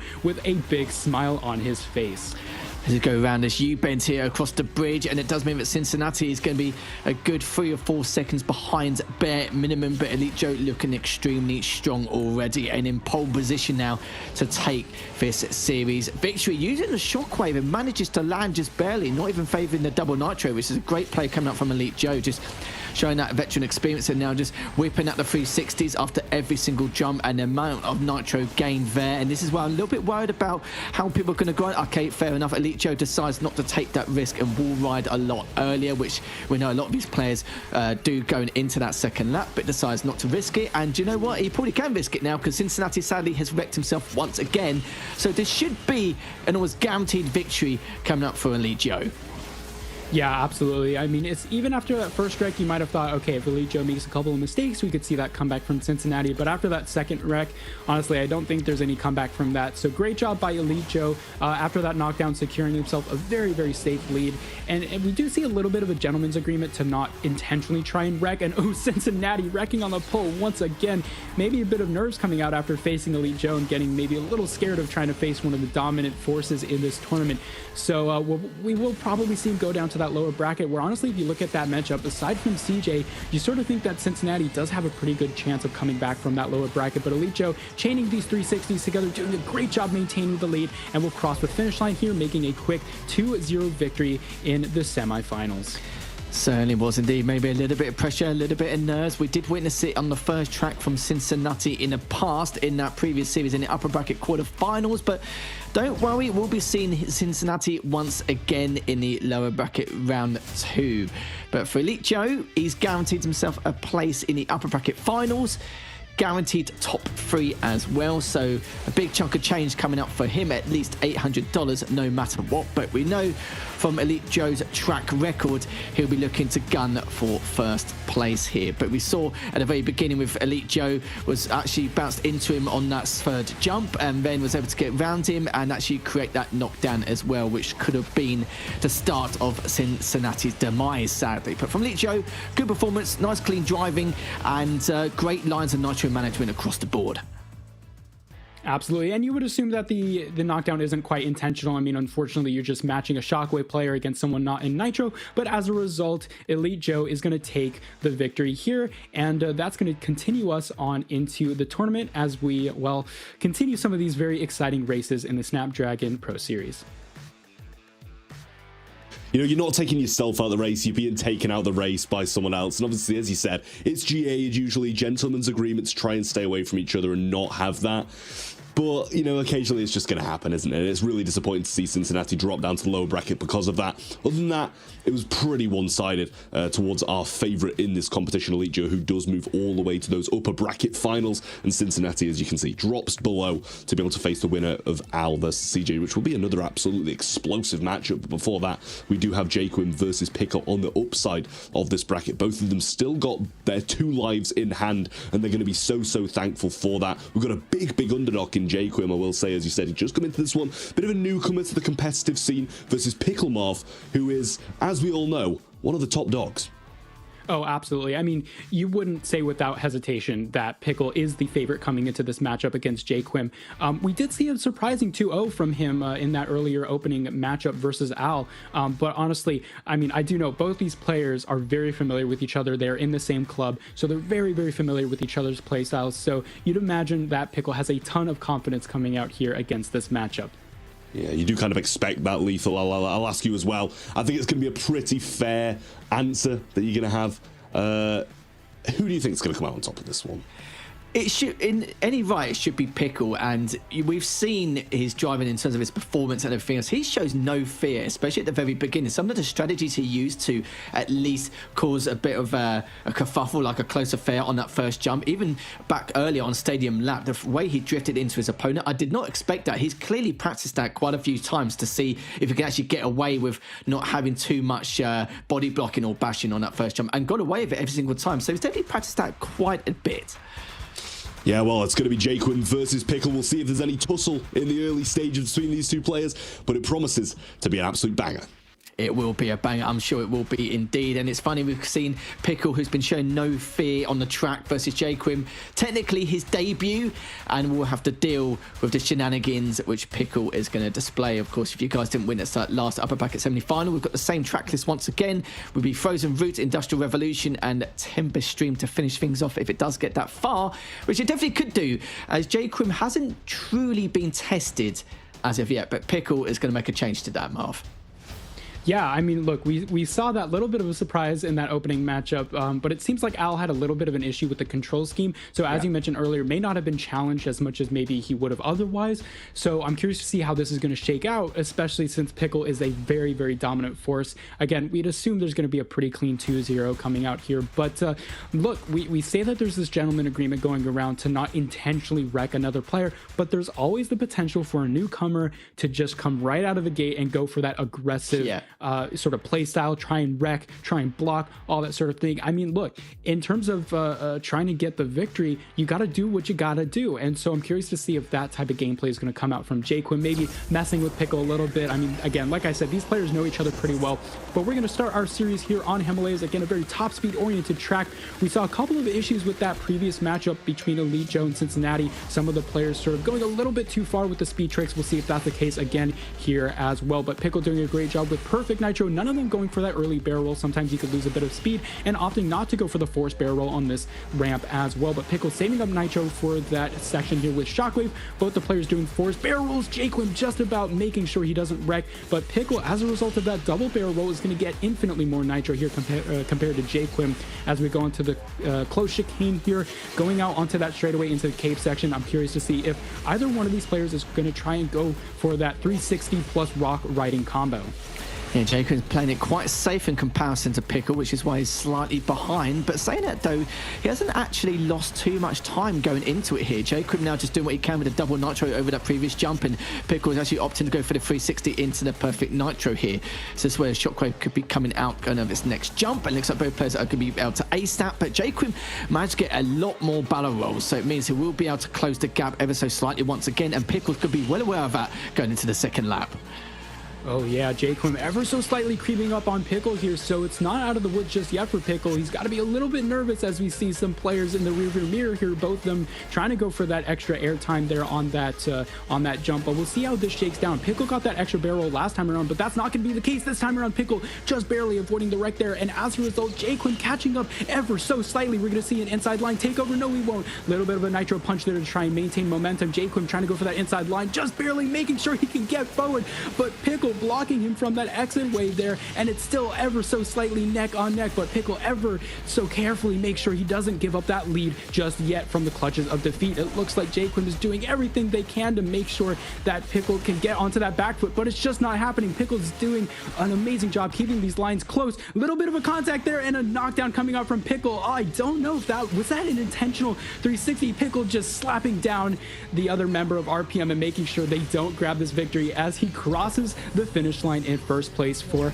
our first matchup here on Himalayas. May have been intentional, we're not really too sure. You could see that JayQuim had using the perfect nitro at the same time, trying to get round him, so that 360. If it was intentional, it's an extremely great play coming up from him, just to kind of deny any kind of ability to get round him or get past him and just close the gap in any way, shape or form. But JayQuim, in terms of his driving prowess, he's been looking extremely strong, great lines, and I must say, there was a few moments where he didn't use too many 360s, but even using that yellow canister to then use that straight jump for the barrel roll, it shows that you don't actually need to 360. JayQuim decides to actually rely on his top speed instead, but yeah, you saw the wreck coming out, which is towards the very end, and honestly, for Pickle, like we mentioned before, intentional or not, that is going to secure him the victory in that first track, and you know, it's very clean, a very close affair between the two.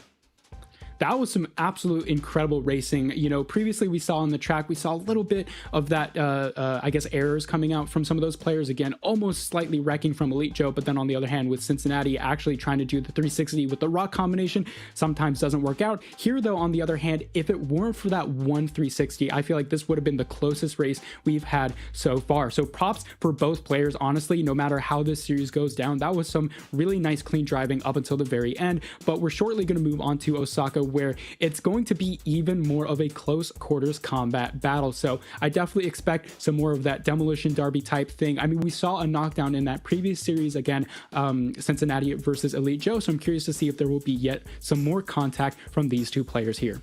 Yeah, it looks very good from JayQuim. We know we're looking for indicators coming up from him to challenge his performance.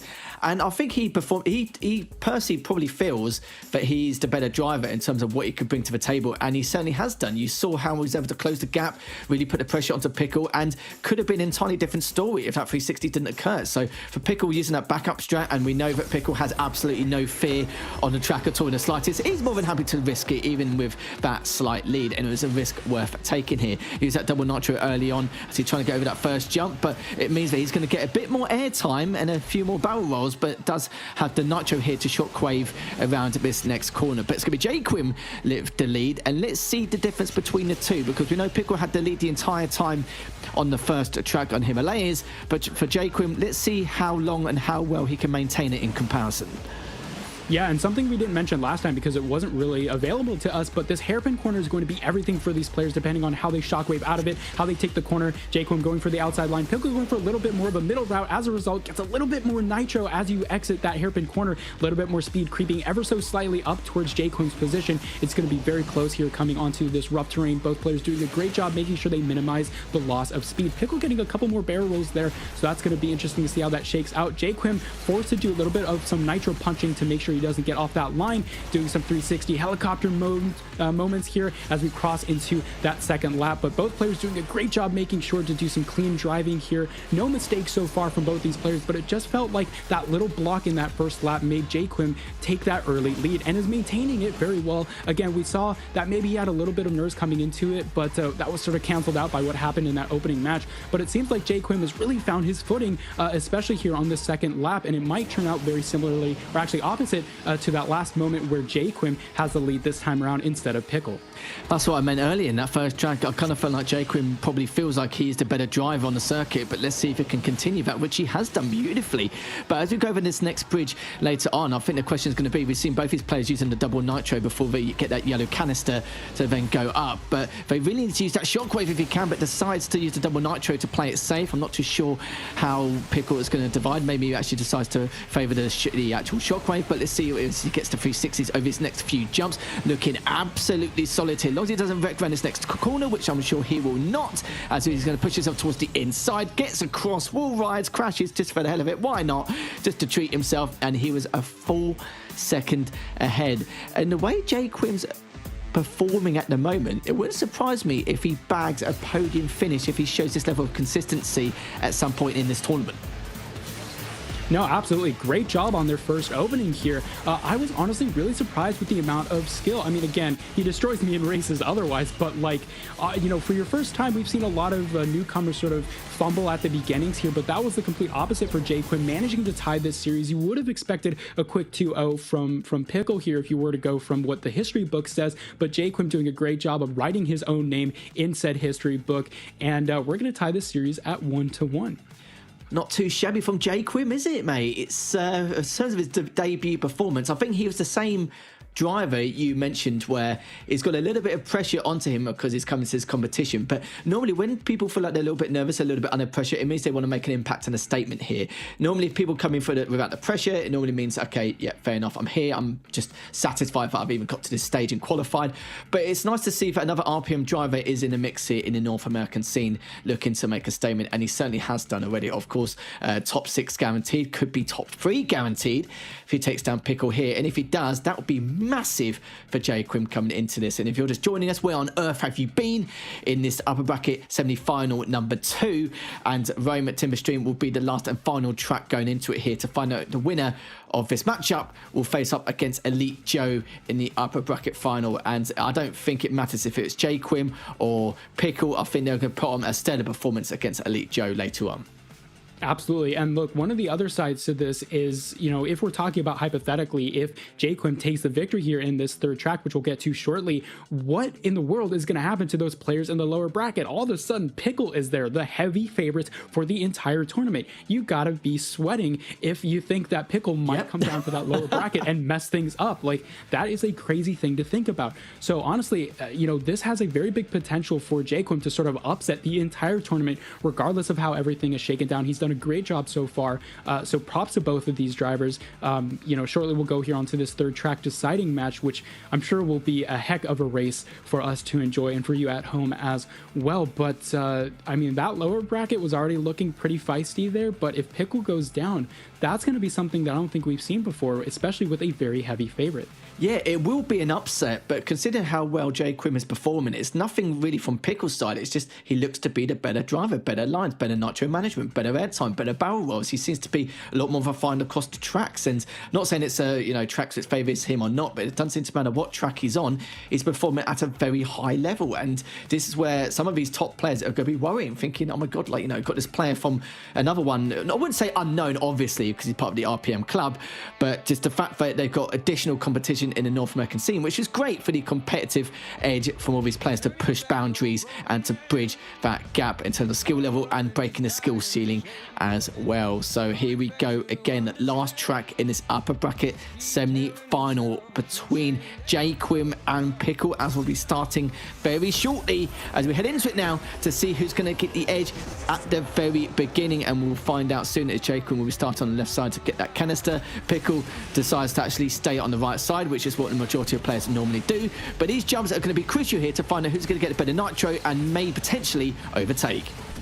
Yeah, we got a hop, skip, and a jump here over here on Tiber's stream, and this is one of the most crucial aspects of this race here. Oh, a little bit of an overspin coming in from JayQuim. That may allow him to do a little bit of a floaty, so he may have saved himself a little bit of momentum, but Pickle here is going to extend his lead, doing a floaty drift, as you can see right there. JayQuim opting for the nitro punch, and actually that's going to give him a little bit of an advantage. We see him creeping up ever so slightly to Pickle's position. This is now much closer than it was in the opening stage right there, and both these players getting shockwave here as they exit that little hairpin corner right there. JayQuim going a little bit higher than maybe he would have otherwise hoped for, so that allows Pickle to extend this lead ever so slightly, but right there it got a little too close for comfort maybe for Pickle. But again, as I speak, JayQuim getting ever so slightly ahead here onto this section here of this back straight or back corner here, and Pickle doing, oh man, just ever so slight earlier shockwave. That's going to allow him to pick up some speed as we head onto this second lap. It's extremely difficult to compare the two, but I see the speed's in favor of JayQuim here. Decides to actually prioritize the 360. He's going to get the nitro required. Will he be able to overtake? He's so close. 360 coming out for both these players again, and oh my goodness, the amount of nitro. He's going to get that double nitro into the perfect nitro here, and he's going to go around this corner for the shockwave. So close between the two, trying to get in the inside without losing too much speed. But you can see, look, he's looking to shockwave instead of the 360, but it's actually been body blocked by Pickle, and you can see Pickle's doing a fantastic job making sure to try and stop the gap from actually being closed out anymore. And because of that body block, it means that JayQuim did lose out a lot of speed in that last engagement. That block was it. I think if JayQuim tried to maybe go around, take a different route, we could have seen something else come out. But honestly, that save from Pickle trying to block JayQuim from approaching that tail light over there, that's going to do everything for his not only his momentum but also the speed going into the other corners. And JayQuim just falling short there. I think realizing now that there isn't really anything he can do. But Pickle will be crossing the finish line, our expected top bracket finisher. And great job by both these players. But Pickle will take it in the end. Very clean races here coming out, but it was just that body block from Pickle is going to win him this series.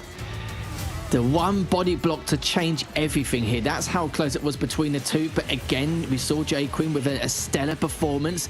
Had a few opportunities to try and overtake, but Pickle just standing his ground, making sure to keep the inside lanes at all time. And also, in addition to that, just of course that body block just cost him way too much speed, which was then going to be the final curtain call here for JayQuim. But not fully though, as we'll see here in a lower bracket round 2 later on. He's guaranteed top 6 no matter what. But let's be honest here, Marv, we're going to see a lot more of JayQuim throughout the course of the evening. Oh, absolutely. This guy has been on fire so far. First appearance was really great, but as expected, Pickle is our series winner, going to be facing Elite Joe in that upper bracket final, which, hey, I mean, that's exactly what we want to see up there, but it's going to be the final before the final. If you want to talk about finals, I've said finals 14 times in a row now. But, I mean, if you're in that lower bracket, you know, honestly, I thought, you know, expecting Pickle down there was going to be scary, but now I'm looking at JayQuim, a stellar performance. I'm thinking to myself, this guy has actually proven himself for his first appearance. Yeah, he genuinely played really, really well there. And to be honest, you know, it was the expected outcome, but it really wasn't the expected route to the outcome. You know, we kind of expected a little bit more from Pickle, probably to sweep this in a quick 2-0, but JayQuim put up a massive, massive fight, and I think that just goes to show how much potential he's got. And as you mentioned at the start of the show, coming into this, he had a lot of nerves, and he clearly has ironed those out so fast, because he is just playing absolutely out of his mind. So we can expect, as you mentioned, to see a lot more from JayQuim throughout the rest of this evening. But Pickle does move on in a very close 2-1 win over JayQuim to be able to face off against Elite Joe up here. It's the expected outcome. You mentioned it at the start, Marv, and it's all coming to fruition. Yeah, absolutely. And so our first matchup here in that lower bracket is going to be Lightning versus Jaws, and that's going to be an interesting one because both these are relative unknowns, say for Lightning in the content creation space and Jaws in general, just, you know, a very good force to be reckoned with in the scene in general, but making their first appearance in this 1 versus 1 environment. So it's going to be curious because these are some play styles that we might not be familiar with. So I'm curious to see how this bracket is going to go down in general. But again, you're looking at CJ as well. But I mean, JayQuim has a very good shot of coming back from that lower bracket depending on how things shake out. I've got all eyes on CJ, Cincinnati, and JayQuim down there, to be honest with you. I think those are the three that I'm kind of expecting to have a chance of getting out of that lower bracket. And obviously, a little bit later down the line, they're going to have to face off and get revenge against one of the people who has made it to the end of the upper bracket to be able to make it all the way to the grand finals. But those are the three names I'm definitely looking out for as well through that lower bracket. So they've really proven themselves to me, and I'm sure the rest of them, the rest of us, and also the viewers at home as well. But the upper bracket final is going to be Elite Joe Joe versus Pickle, and it's going to be an absolutely incredible match. Certainly will be indeed. Elite Joe versus Pickle. Let's see how these two titans are going to go absolutely at it. I think a lot of people would make the right assumption that this was the predicted outcome of how they were going to make it into the upper bracket final, but Pickle was truly tested there against JayQuim. So he's already had a very competitive match in that last upper bracket semi-final, and we've actually got two from the same region once again. We go to Shanghai for Pull Down Rise, and then two US Midwest for Canyon Launch and Transcontinental Race here. So what's your thoughts on this track list going into the upper bracket final, Marv? I mean, that first track is going to be interesting for sure, but I'm honestly looking for that second track. That is going to be a very decisive area, because on that first section, you'll see players try to go for a forced barrel roll outside of a very sharp corner at the beginning of the race, and that always determines everything. It makes or breaks the entire race. So the question is how both of these players will take that corner. Again, you see a lot of forced barrel rolls, but sometimes you see players landing on the backs of their cars and wrecking in that first little section there. So I'm curious to see how that works out, and that's going to be a curious one. But honestly, as we talk about the matchup in general, this, like you said, these are two titans of Asphalt Legends Unite coming together for our final before the final. So if you're just joining us, you joined us at the best possible time. This is not only going to determine who moves on to the grand finals, but also determines who's going to go to that lower bracket once again. And so you talk about maybe some of those players having lower bracket momentum. That is definitely a thing throughout esports. I mean, you start to make a lower bracket run, you get that that momentum, you get that mentality, like you can really do this.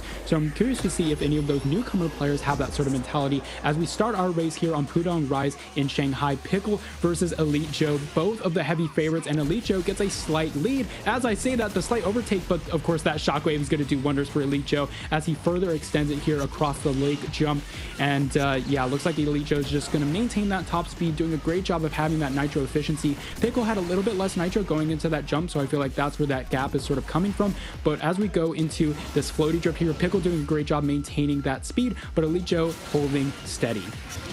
Not really too much of a surprise over the shenanigans coming out from Pickle with his start strategies here, but he is closing the gap slowly but surely here. He's got a shotgun to try and overtake, but a slight body block coming out from Pickle, even though it wasn't really too intentional considering the space provided on this track. Pickle still got plenty of time to work with us still towards the end or the later half of this first lap, with both players actually going across now, scraping across that coach. Pickle decides to favour the 360s instead as we're going over this next jump. 360s and double nitro coming out between the two, but Pickle had a slightly better lane there.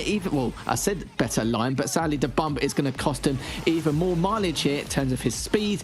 But we'll have to see if there's any way he could try and close this gap out. Double nitro going out again from Pickle, but for Elite Joe now, this is his to lose.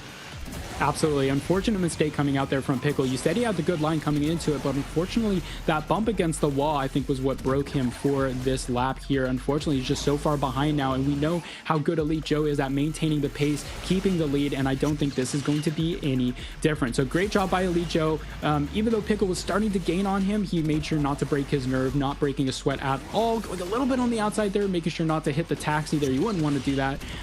But it seems like Elite Joe is poised to take this one. As I say that though, Pickle has slightly come back here with a couple of nice barrel rolls in Shockwave as well. So there's less of a couple second gap here. Actually, it's getting quite close, only a couple of car lengths. But as we say this, Elite Joe coming out with momentum into this back section here before the final bit, and goes a bit of a different route. That's going to be very different, but I think he has just enough time to close the victory. And there we go, Elite Joe taking our first upper bracket race here, and Pickle's going to be maybe starting to sweat.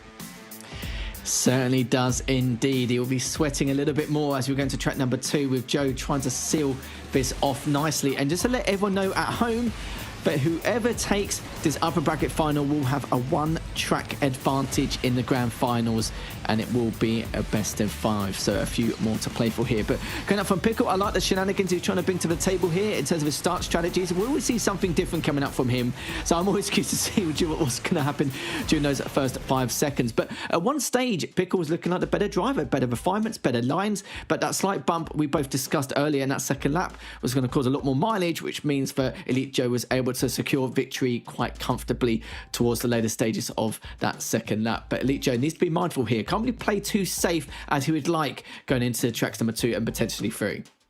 Yeah, and look, that's something we've started to see a bit of a theme throughout this tournament so far, is just those small blocks that are coming out from players in that first place position really starts to determine especially that second lap trajectory. So I feel like Pickle's going to maybe have to think in his mind, if he does take that back foot second place coming to the second track, how can he get around Elite Joe without blocking, or getting blocked, I should say. That's something that I think these players are going to have to keep in mind, because again, these players are used to just one car races, time trial positions where they can restart if they make a mistake, they can play an infinite amount of times to practice, whereas here they do have a 1 versus 1 live environment with collisions, with knockdowns, and with another player on the track aside with them. So that's something very different. Of course, both these players you see on screen have enormous experience with that environment, but again, it's still something that you don't see all that often in the general Asphalt experience. So again, something both these players are going to have to account for. And as I said in this opening match, this start is going to determine everything. Pickle, I thought, was going to have a bit of a loose end there, tying it up perfectly with that bit of extra nitro and more airtime crashing into the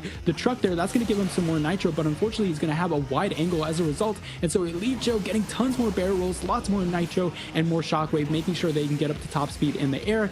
And Pickle on the back foot immediately coming out into the second track here, and it's not looking good for him.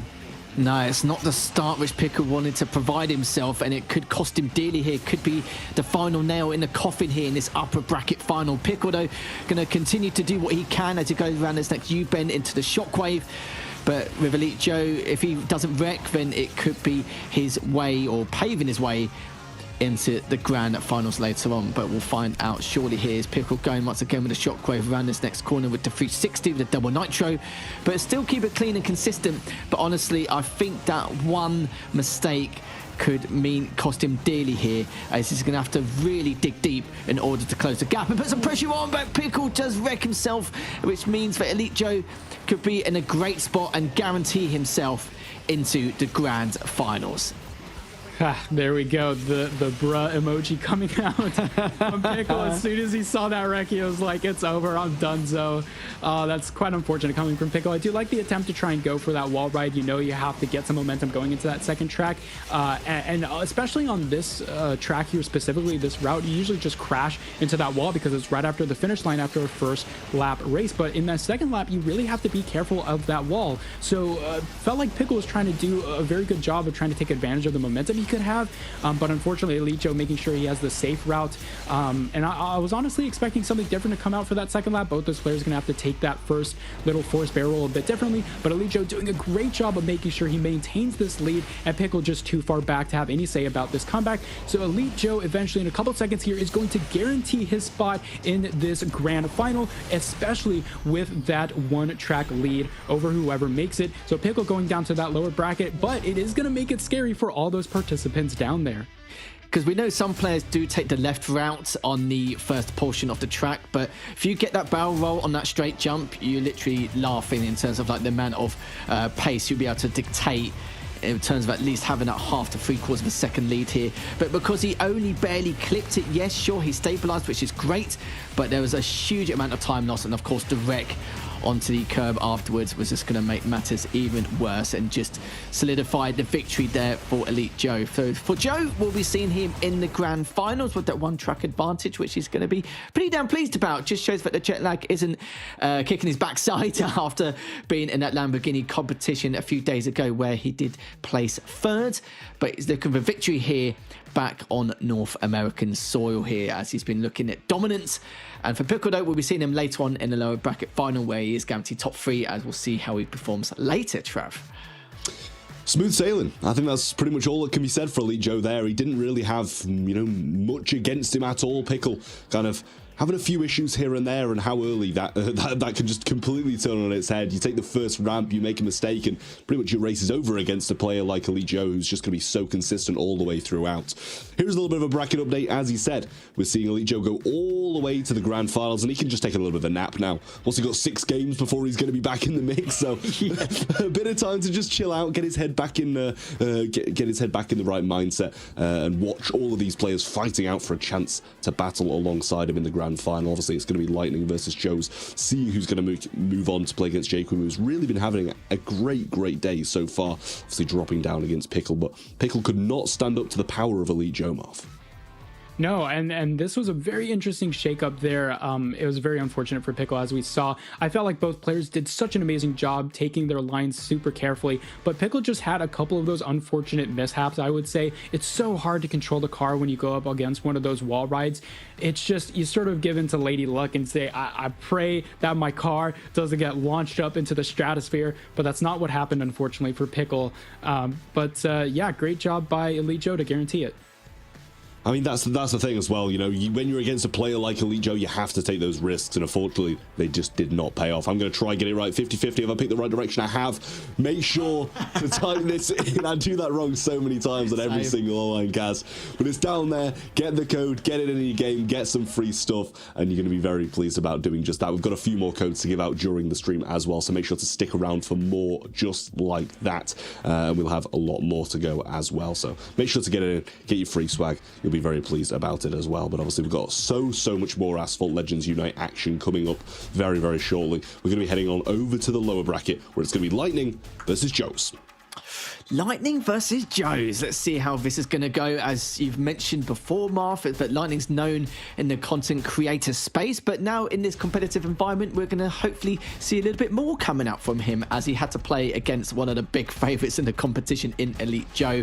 As we're going to be heading into Cairo Nile River, then at Greenland Fire and Ice. Oh, that's going to be a doozy one. And then Buenos Aires Stadium Laps. So yeah, this tracks 2 and 3. My God, spicy. Actually, to be fair, all of them is actually it's going to be quite beneficial for the driver who wants to pile a bit of pressure on from behind. So yeah, I'm a big fan of these tracks from what we're witnessing.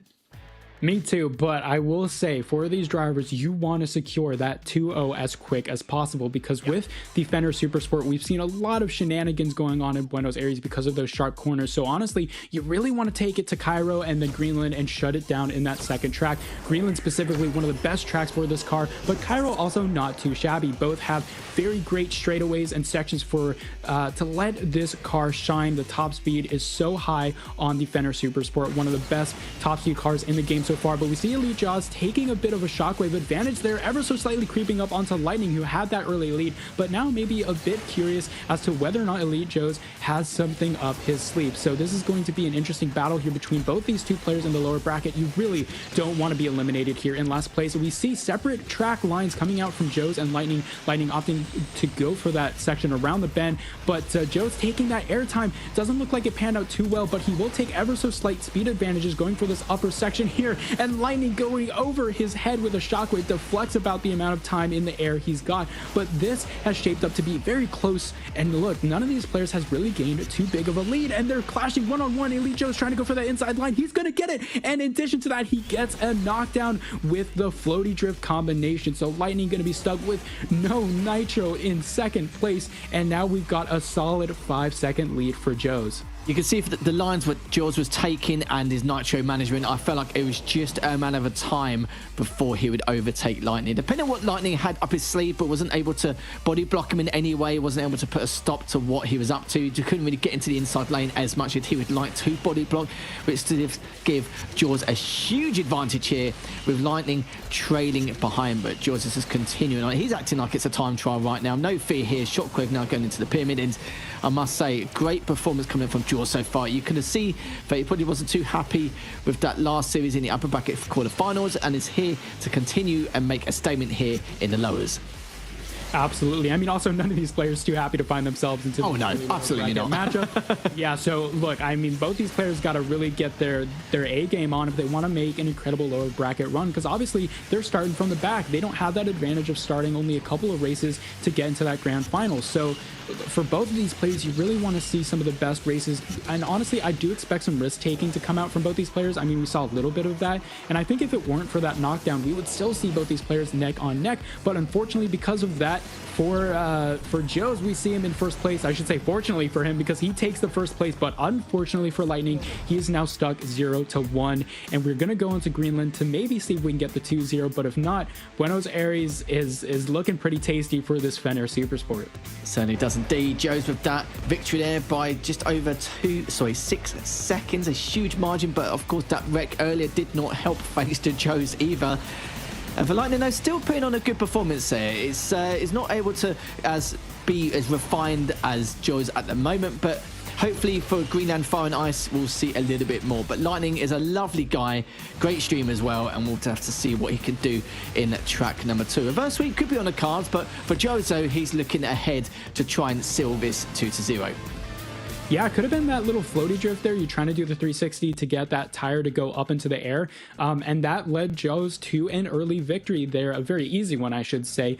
Because of that, you have that huge 5-second lead. So when both those players trying to go for that floaty drift, unfortunately, you're just going to get that contact there. Again, we talk about that sort of gentleman's agreement to try and not knock down players. So we're not going to assume that like it was a super intentional dirty thing. But you do have to say, if you're in the lower bracket, you might want to do everything in your power to get ahead and secure yourself not last place, because that might not be the most happy thing for these players. But there we see a 1-0 lead as we go into Greenland here pretty shortly.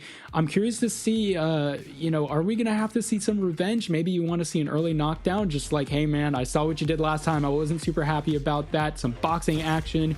Would be much better to watch compared to Jake Paul versus Mike Tyson, I do have to say. But that's a bit spicy. Anyway, now we're on to Greenland Lightning versus Elite Joes. We're going to have to see if there's a bit of a difference here in gameplay. Neither one of these players, opting for that early jump. Sometimes you do see a wreck, and Lightning trying to go for that extra air time. It's not going to work out. And that gives Joes a very early lead. And not only is it an early lead, it's an extensive one. So unless Joes makes some incredible mistake, we are poised to see a quick 2-0 here on Greenland. I was going to say, hopefully it won't be as anticlimactic as that fight, because it was awful. But going into this now, it looks like Joe may already have victory here, because for Lightning, it's got a huge way to pave here, but will he be able to do it? It could, most probably will be highly unlikely, but it will do his best anyway to try and close the gap. Just has to rely on Joe's being able to make any kind of major errors or faults along the way. But with Joe's track record, I can't really see him doing that here. No, yeah, and we've also seen like a 10 to 15% lead here in terms of the track distance, which is just such an enormous amount. And especially going into these corners, the Fenner, again, can act like a little bit of a heavier car compared to the Lycan Hypersport, so you'll see a lot of speed loss here into those corners. No 360 floaty drifts coming out from both these players. You really want to try and maximize the angle of attack, so you won't see those floaty drifts, and we'll see this coming in from the early barrel roll. You kind of want to avoid that if you're trying to play safe, but Joe's is doing the opposite, doing everything he can to extend this lead as much as possible. You don't want to be eliminated from this lower bracket, and it seems like that is exactly what's going to happen for Lightning, unfortunately, in this 2-0 matchup here from Joe's. Doing a great job of playing safe, but also sprinkling a little bit of that aggressive risk style, as we saw. But it was just unfortunate for Lightning. You try and get out that early airtime trick by jumping onto that railing. On the iceberg, you can do that. You sort of bounce your car off that iceberg edge. You get a lot of speed because you get that 30% advantage of being in the air. But unfortunately, if you don't angle it correctly, as Lightning unfortunately did, it's really hard to grasp. It takes so much practice and effort, and sometimes the game just decides that you're not going to get it, and that seems to be what happened for Lightning. So tried really hard to get that early lead, but it just didn't quite work out, and Elite Joe's is poised for a quick 2-0. Certainly will be indeed, as Joe's now just finishing the job here shortly as he gets around this next bend with Shockwave. As I know, but sadly for Lightning, it will be a 2-0 here for Joe's. Well played from Joe's, as he's going to sweep that nicely, go into the next round of the lower bracket. Commiserations to Lightning. Sadly, we will not be seeing him again in the rest of the competitions, but well played. Great way to be able to, in terms of his performance, but actually qualifying for this event. It was great to see him here, another good content creator coming out to really show their competitive prowess here. But it is what it is, sadly. But hopefully we'll see Lightning next time, not just on terms of the content creation side, but here at the Snapdragon Pro Series. He definitely has the skill level which he can provide, but hopefully we'll see him again in the future at another Asphalt Legends Unite event. But you can see Joe's will be your victor, and we'll be seeing him later on this evening once again. And there we go, Elite Joe's. Yeah, he's going to be going into that loser round 2. Well, hello guys. That was it was a swift match. Let's say it was a very, very swift one. But I do have to say, Joe's seemed to have deserved that one. Lightning, it's sad to see him go as our first competitor exiting this competition. But as you mentioned, Lethal, getting top 8 is a hard enough job as it is, and none of our players leave empty-handed either. They all leave with something. So it's nice to see him going home with a bit of cash in his pocket. Obviously, 2 games in a row being lost will exit you out of the competition due to this double elimination bracket. They had lost their life already, so they will be exiting the competition. But Joe's does move on, and that means we'll be see him facing off JayQuim, which is going to be a pretty aggressive matchup by the way both of these guys have been playing. But up next we do have Al versus CJ, the battle of the two-letter names down all the way at the bottom of the lower bracket to see who's going to be knocked out of those two. And no matter who goes home in this one, Marv, it seems like it's going to be a really sad exit. Yeah, it's going to be quite unfortunate, especially for Al. We saw a little bit of control issues coming out there from that first opening match. It could have been so different if the controls were all straightened out. So look, we'll see if he had time to maybe reset himself and try a different method. Maybe that's going to work for him. And so I'm curious to see, but that makes it really tough to call for this matchup between CJ and Al.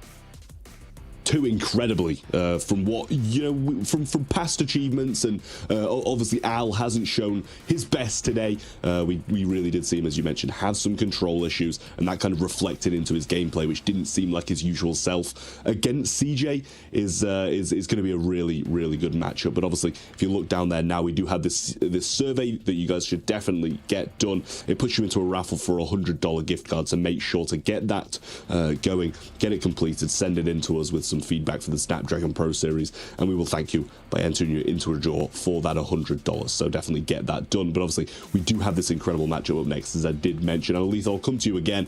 You seem to be doing pretty well with your predictions so far, so I'll ask you that same question once more. Who's going to win this one? Well, as long as the control scheme from AJ is actually being rectified, it should be right, mate. Should be right. But honestly, this is going to be a doozy. This is going to be make or break for these two players. Of course, going into lower bracket, it's going to be upset central. But for AJ, I want to see what he can really do. I mentioned earlier that he didn't really look like his true self, and I did say it was uncharacteristic a number of times. But we'll definitely know if things have been rectified going into this next matchup. Well, we do have this lower bracket round 4 matchup. It's going to be Al versus CJ. One goes home, one moves on. Question is, who will it be? And if Al sorted himself out, which hopefully I'm sure he has done now. There's a little bit of time. He's had a good 20-30 minutes to be able to confide in himself to find out what exactly was going on. But this should be a very spicy affair indeed, Martha, as we're going to, again, Cairo Nile River, Greenland Fire and Ice, and to finish things off, Buenos Aires Stadium Lap. And we'll have to see how things are going to go between the two, because I kind of feel like this matchup, this is something you see for top 4, and not for top 8 going into top 6. It's quite crazy to think about. Yeah, absolutely. And you know, like I said earlier, if we saw CJ go to that lower bracket, that's sort of one of the favorites we might see to make that lower bracket run. Again, we talk about Al, maybe the control issues coming out. So I don't know if, you know, if we see that fix coming out from Al, I mean, that's definitely a potential to make that lower bracket run. But, you know, all of these players already, save for Al, have had that experience now. Maybe those opening matches sort of shook off the nerves and whatnot, but maybe Al doesn't quite have that advantage because, again, didn't really get to play a whole lot during that first opening match.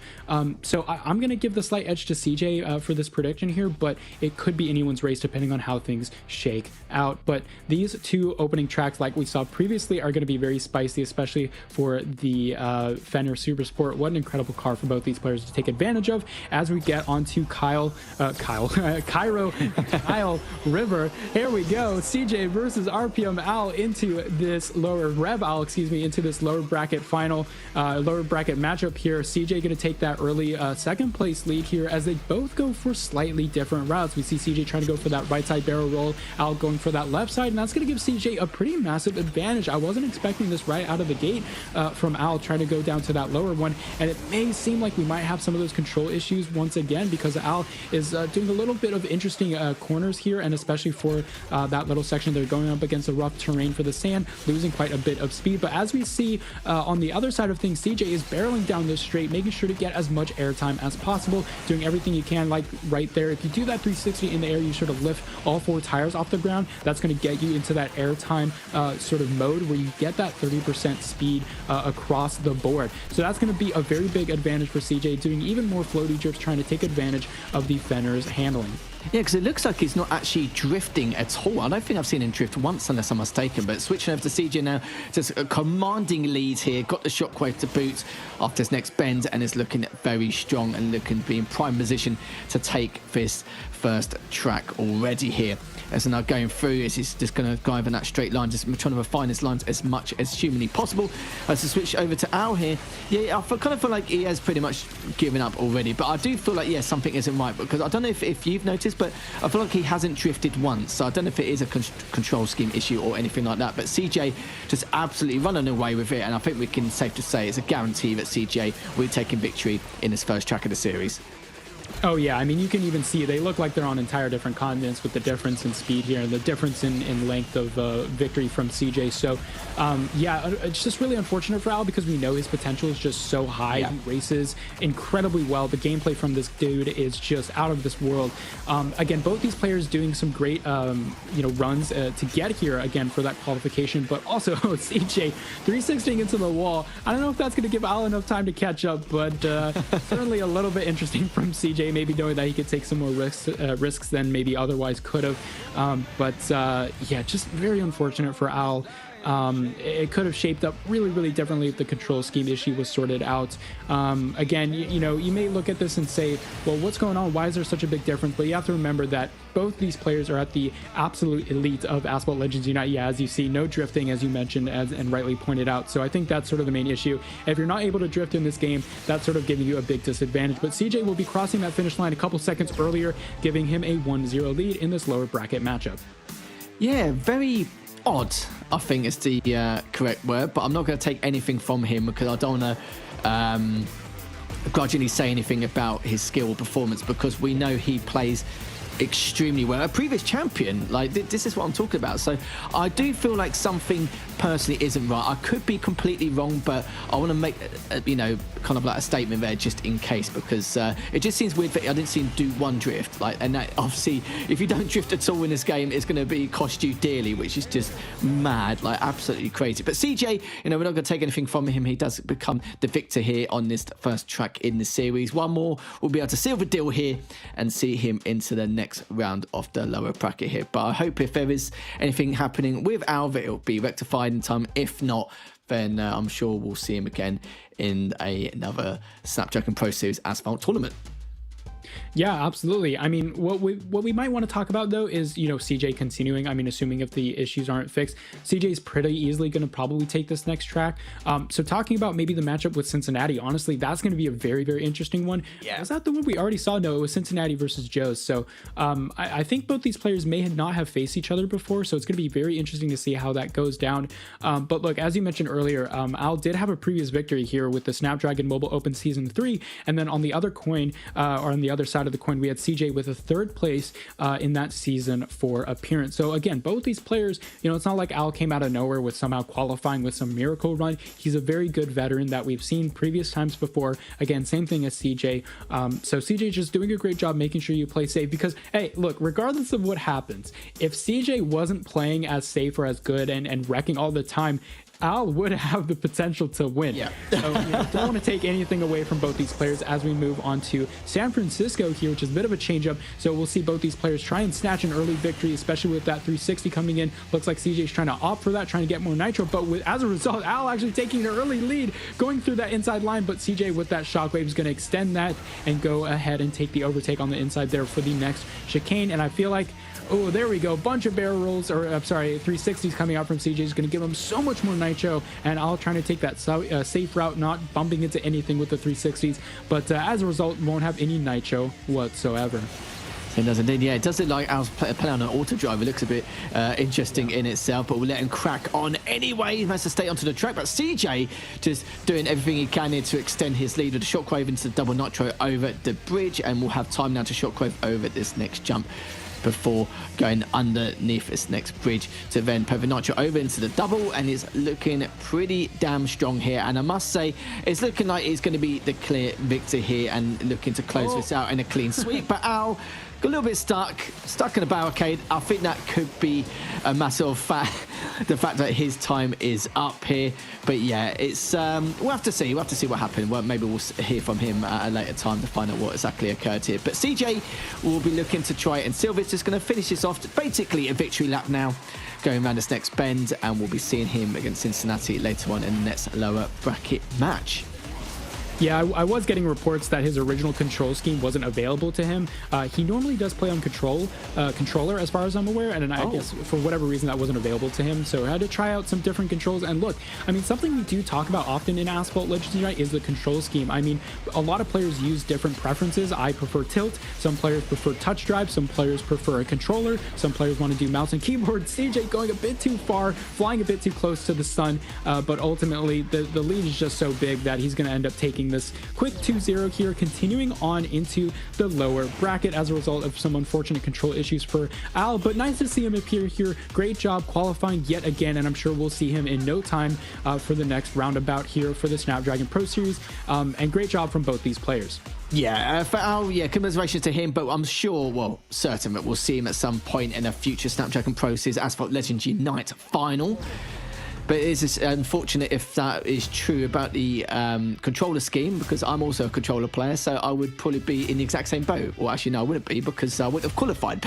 You understand what I mean anyway. Of course, everyone's a little bit different in terms of their scheme of play, but it does make sense, because when I saw him not drifting and not playing like his usual self, I knew instantly that something was not right. But a lot of people are going to be aware of it. But GG's anyway, we'll see Al at a future event no matter what. And for CJ though, we'll be seeing him now fly into the top 6 and in the next round of the lower bracket here. So I have to see how much further CJ is going to go. And he has been looking pretty damn strong so far.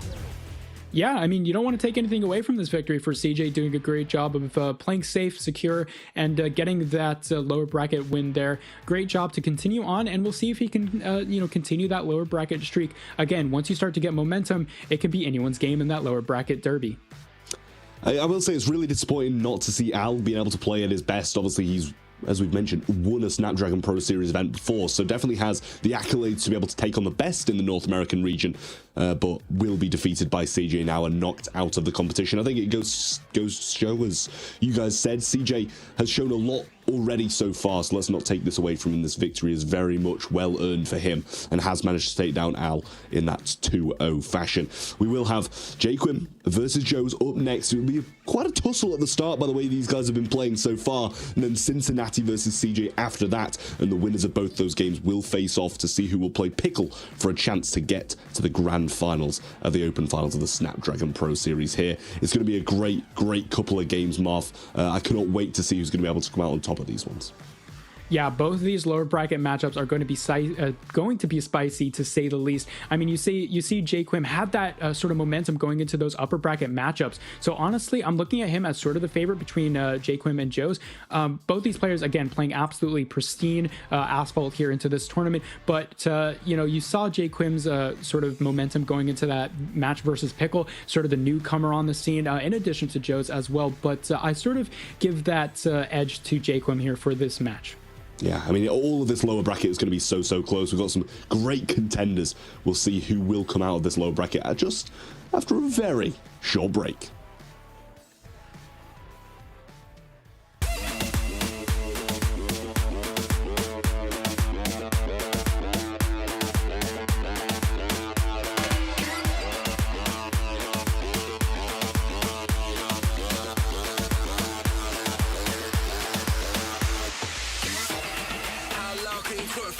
I'm in the strip clubs, how you work for? You a beast type of hoe you get murked for? I can tell a lot about a girl on the first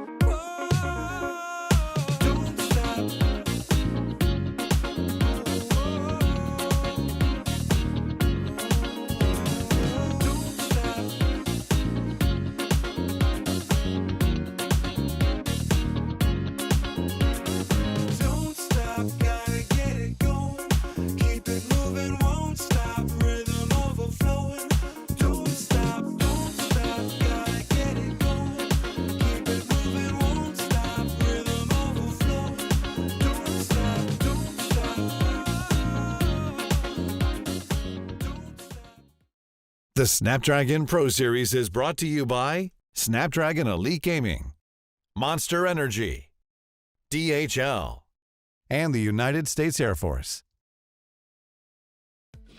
Just 5 more games to go in the Snapdragon Pro Series Open Finals for Asphalt Legends Unite. We've had such amazing games so far, 12 of them in fact, I believe, and every single one of them has not disappointed. It's been an absolutely wild ride, Marv. Absolutely, and at the culmination of things is Elite Joe staring down at that upper bracket. He's got that one track lead, of course, coming from the upper bracket into the grand finals. And look, it's no doubt that we expected to see him there. So it's all about how this lower bracket shapes up. It's just a question of who he's going to be playing against. But we know who JayQuim's going to be playing against. It's going to be Joe's up next in this incredible tussle of a matchup. That's right, indeed. JayQuim versus Joe's. Here we go. And this is for a spot in the round of 4. Going into the track list, we've got US Midwest Canyon Launch. We'll have City by the Bay, one of my personal favourites, and then back to San Francisco once again for a slightly different route over in Tunnel Jam. And I must say, this is going to be definitely a spicy affair once again, because I do like all these tracks going into it. And we're going to find out how things are going to progress in the Canyon Launch. But the way JayQuim's been playing so far, I feel like he is one of the favourites to get at least a top 3 spot here. So Joe's is going to be potentially in his way, because Joe's has also been performing extremely well. With JayQuim now with that inside lane going forward, and we'll have to see how things are going to go for him to maintain this lead. And here we go, trying to get that double barrel roll. Joe's does it successfully, JayQuim not, but he still maintains that lead, both getting shockwave, thankfully. And it looks like we're trying to see a bit of an overtake from Joe's. Gets that airtime, just barely jumping right in front of JayQuim. One early lead, an incredible showcase of talent here from Joe's as he takes that early lead into our first lap. Again, you really love the handling on this Lycan Hypersport, and it's doing a great job at keeping these players on hands on the steering wheel. Great job by Joe's to take that early lead, and now JayQuim on the back foot trying to do everything he can to make sure he catches up with a bit of nitro punching there to try and get in and a little bit of an interesting 360. Usually you want to try and get the barrel roll to get that car smoothly across the line, but trying to go for the inside, no shockwave available. That's going to keep his speed down compared to Joe's, and it looks like Joe's is trying to do a great job at making sure he defends this early lead. I like that from JayQuim, just trying to limit the airtime but get the same amount of barrel rolls there to keep the nitro going. Just gets around this next corner with the double nitro as he's around this next bend here. Joe's extended his lead just a little bit so far, but a good amount of barrel rolls coming up from JayQuim. They're using that double nitro, scraping against his next curb, and then now we'll also use the shockwave grab this next jump, but gets a single barrel roll into the 360 here, but it's actually gone off course a little bit, which is most probably going to cost him this track, which is going to be a little bit unfortunate, but he realised that he's about a second to a second and a half behind. So respect the decision to get a little bit risky, but it's all Joe's to play for now to solidify this victory here in the first track. Yeah, sometimes it's really hard to avoid that overspin there as soon as you do that floaty drift to try and get that little bit of speed you get from keeping that tire off the ground. But unfortunately, JayQuim did experience that overspin. Now, I really don't know if that would have, allowed him to get that comeback, because Elite Joe's just has such an amazing lead. I do say that, but JayQuim has ever so slightly crawled back from that. And if we were to see like another lap or two, it would be possible, but Joe's is just too far ahead, and he's about to cross the finish line here for our first matchup of this loser round 2 in the lower bracket. And there we go, Joe's crosses the finish line of our second track. Both players doing a great job trying to take advantage of those speed tricks, but unfortunately it seemed like Joe's just executed them ever so slightly more clean, and as a result JayQuim lost too much speed. Joe's takes the first victory here on the US Midwest. Joe's drawing first bloods here in this series, which means for JayQuim needs to try and create that reverse sweep if he can, but that was the major talking point, was right at the very beginning, with Joe's getting that additional barrel roll on the first jump and then denying him from the second. That was the make or break situation for him, and the only way JayQuim could at least make a difference is to try and get that 360 off that first jump with a barrel roll, but you can see that it actually made matters worse, and that was when he realised that it was out of the question or the realms of possibility to win this first track. So well played from Joe's, a great first track from him. Will we see that high level consistency again? We'll find out shortly, but it's just amazing with Asphalt so far here, Marth, at this high level play, or the pinnacle of in terms of the skill levels here these drivers bring to the table, but how little a change could make a huge difference here and an impact for these drivers. Yeah, and normally, what I would say for, depending on the matchup of drivers, we'd say, okay, now we'd expect a 2-0 if we had a heavy favorite, but this time around, it's really anybody's game, especially with JayQuim having a lot of momentum coming from that upper bracket as well, facing off against what you would assume to be the heavy favorites in Pickle. So honestly, there's really anything could happen for this second track. I wouldn't be surprised if JayQuim secures that second track and we have to go to a third one, which I know you would really love, Lethal. Of course. And I would too. I mean, we want to see as much action as possible. And we really didn't see a whole lot of contact as a result of that first lap, how that sort of shook down with that overtake we saw. But as a result of that block, JayQuim was sort of forced to go on that lower section there, and he almost fell off the train tracks, but did a great job of saving himself. Unfortunately, it just wasn't enough. But here we're moving on to Tunnel Jam in San Francisco, and as you'll see in a couple of seconds, the name is exactly as it says. There will be a Tunnel Jam, lots of sort of close quarter combat here as we see Joe's taking that back foot there, both of them doing 360s here, and eventually they'll go onto this little sand dune, try and get some speed. We'll probably see another floaty drift as they go onto this corner here. Yep, there we go, both the players doing it. JayQuim having a lot more nitro though, as a result gets that early shockwave, extending the lead even further than what it was in the beginning. So Joe's really has to get some more nitro here, and as I say that, we do see a little bit of momentum loss from JayQuim, but it does look like he's going to keep this lead as they go onto the straightaway here, taking a bit of a wider angle from both of them, trying not to hit that section there. But Joe's unfortunately doesn't get any barrel rolls from that ramp. That's going to lose him a lot of nitro. As a result, JayQuim extending the lead even more as we get closer and closer to our second lap. Yeah, it could be the nail in a coffin potentially here, depending on the circumstances. Here, JayQuim is looking a little bit better in terms of consistency as he now heads in to the second lap now. And for JayQuim, he just needs to play a little bit safe, not too safe because he's still about a second ahead, and there's obviously room for Joe to make kind of comeback here with the 360s coming up here into the double nitro. Shockwave now over on the sand dunes, as you rightly mentioned, and now with the 360 going around this next bend, he'll be using the shockwave into the canister once again. So it's looking very good from JayQuim. Seems to not really letting off the gas at all. It's just all gas, no brake here for JayQuim, and I like that from him. Quite fearless in terms of when to play it safe or not, but this is looking very good already. He knows that Jose is directly behind him. Shockwave coming out again with those two barrel rolls now into the perfect nitro, the brake nitro as well. But this is looking very good for JayQuim already. As long as he plays it safe during this next 30 seconds, it should be okay, and we could be seeing a track number 3 potentially.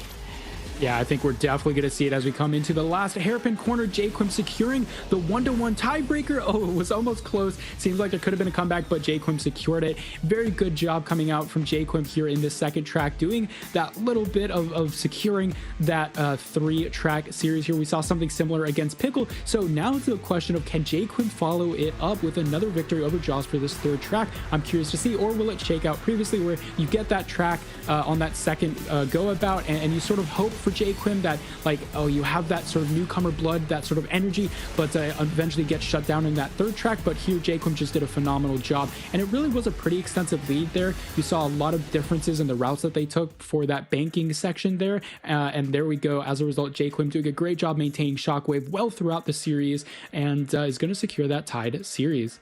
Yeah, taking it by 1.233 seconds. Looking very strong already. It was a little bit inconsistent in that first track, but now he seems to be back to his former glory, back to himself. And we'll have to see how he does, because in the previous series earlier, he was treating it like a time trial, but you can see the pressure's getting to him just a tiny bit, but still showing a high level of play here across the board. But we normally see a lot of new players, or any players making their debut, if they start making it towards the bracket, they get better and better as the bracket progresses, where for some it can be a little bit different. Could be opposite end of the spectrum, just depends on the circumstances. But this is looking very good for JayQuim already. But honestly, both his players are so strong with the lines they take, and just their performance overall, extremely high level. And I kind of feel like these guys should not be playing for top 4. They should be playing for like top 3 or place in the grand finals. But again, one of my personal favourites, San Francisco for City by the Bay. What a way to finish things up here for this series, Marv.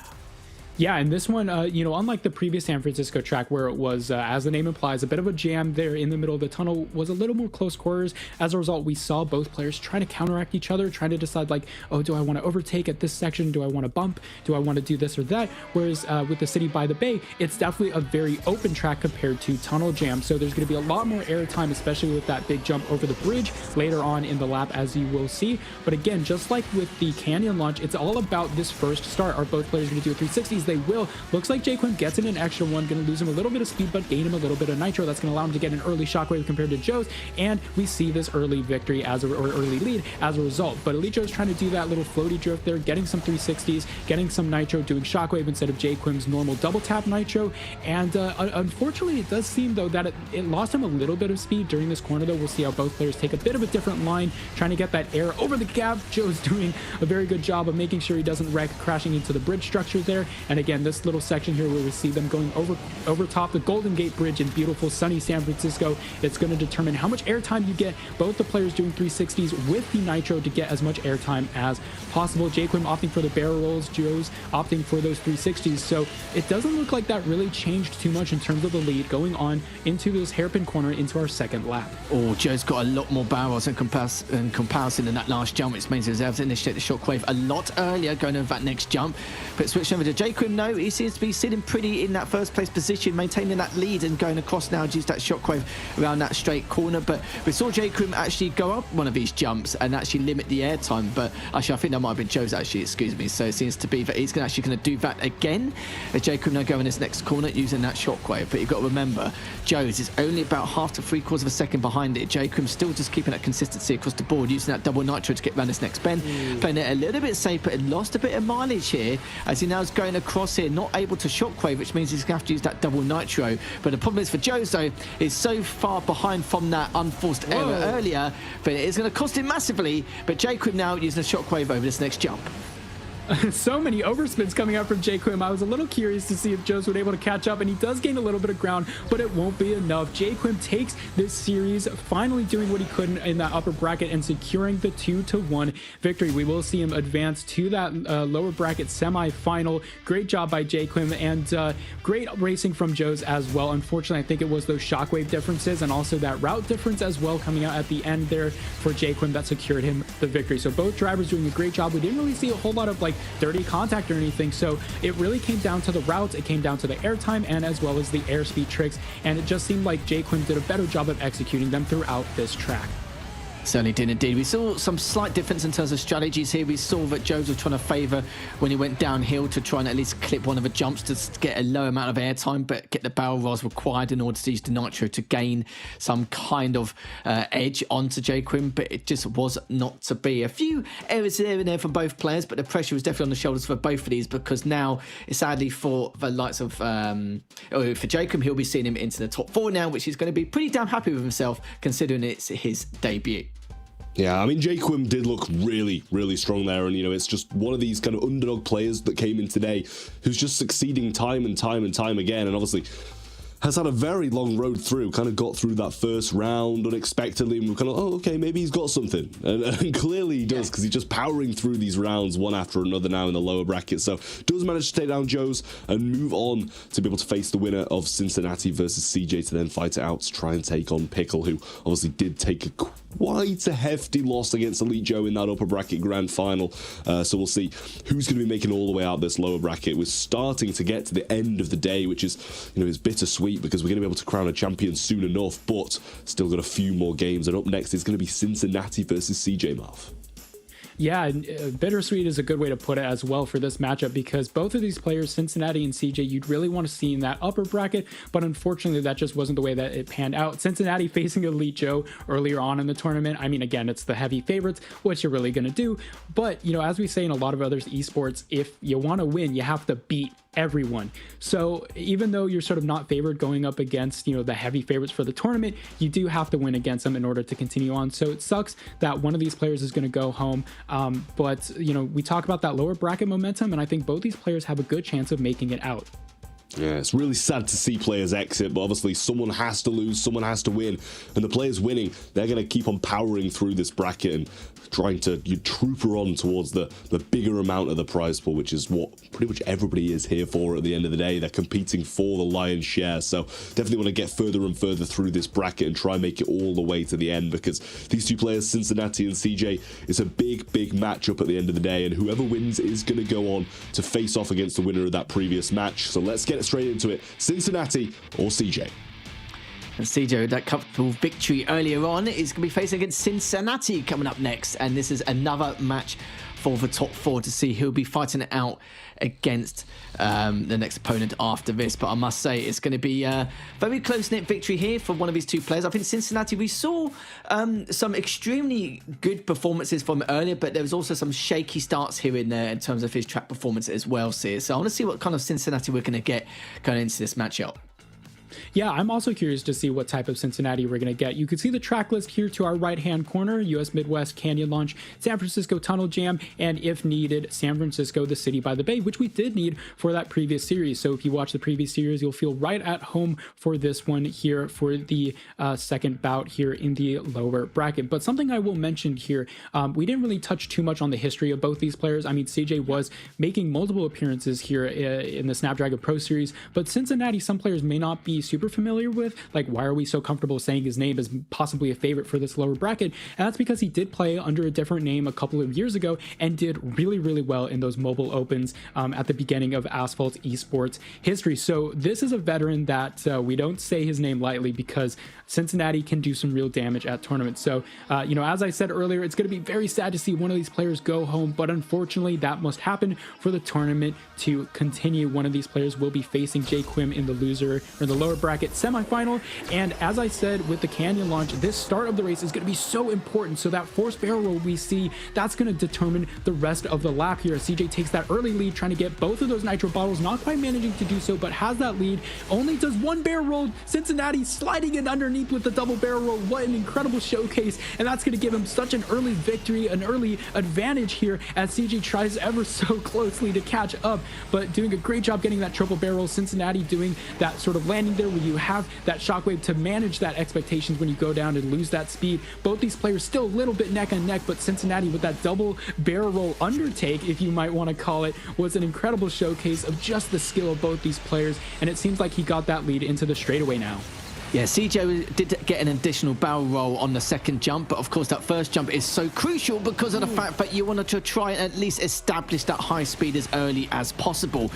And we saw a little bit of body blocking, a little bit of clashing from these two titans here and there, but both players are able to get the shockwave to go around this next corner. CJ, though, managed to keep hold of that lead so far with a 360, go around this next bend. Shockwave coming out once again, as he's now going to break and manage to get over that canister. And CJ's looking very good so far. Cincinnati did get an extra barrel roll, even though he had a little bit more air time, but he does wreck on that first bend on the second lap.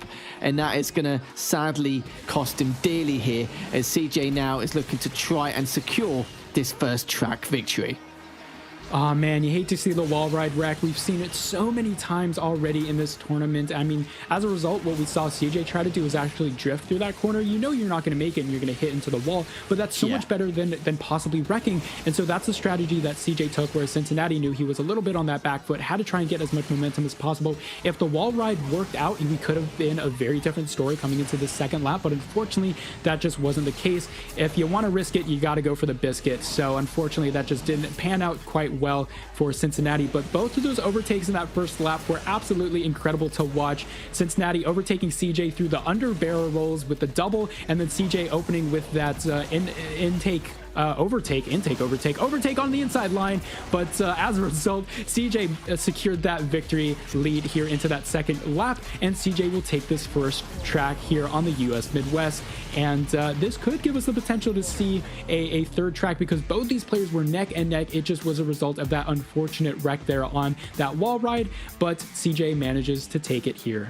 Of course, that first jump, people probably wonder why, even though CJ got the extra barrel roll on the second jump and still Cincinnati, or CJ rather, was actually able to get a little bit more, it's because that first jump is crucial for the second barrel roll, because you're still in a kind of time and a place where you need to get that high speed available. If you're already at high speed and you get the extra barrel roll, of course you're not going to get as much out of it, but shockwave in that early is crucial, especially before you get into the tunnel. So because we saw that, we saw the overtake, and then CJ though will be taking the victory here in that first track with a 2:19.5 seconds there. CJ definitely paving the way here, looking to try and get into that top 4 spot against JayQuim, who's sitting pretty ready for literally anyone at this point, considering what we saw from him with his skill level there. But honestly, and we know you guys in chat, You're asking for codes, you're looking out for codes. Where are the codes? They are coming. Don't you worry about it. We know you're kind of like edging to find out when they are going to come, but trust me, the next code will be coming up very soon if you do want any in-game bundles, tokens, or credits, which are absolutely vital for your needs. I'll be keeping a damn good lookout as well. But going to the second one now, I do feel like with CJ taking that, yeah, we could be going to a track 3 to consider in the circumstances, depending on how Cincinnati is going to perform in this next one in San Francisco. I mean, I got a big old smile on my face because in my head, I'm replaying those 2 overtakes on that first lap.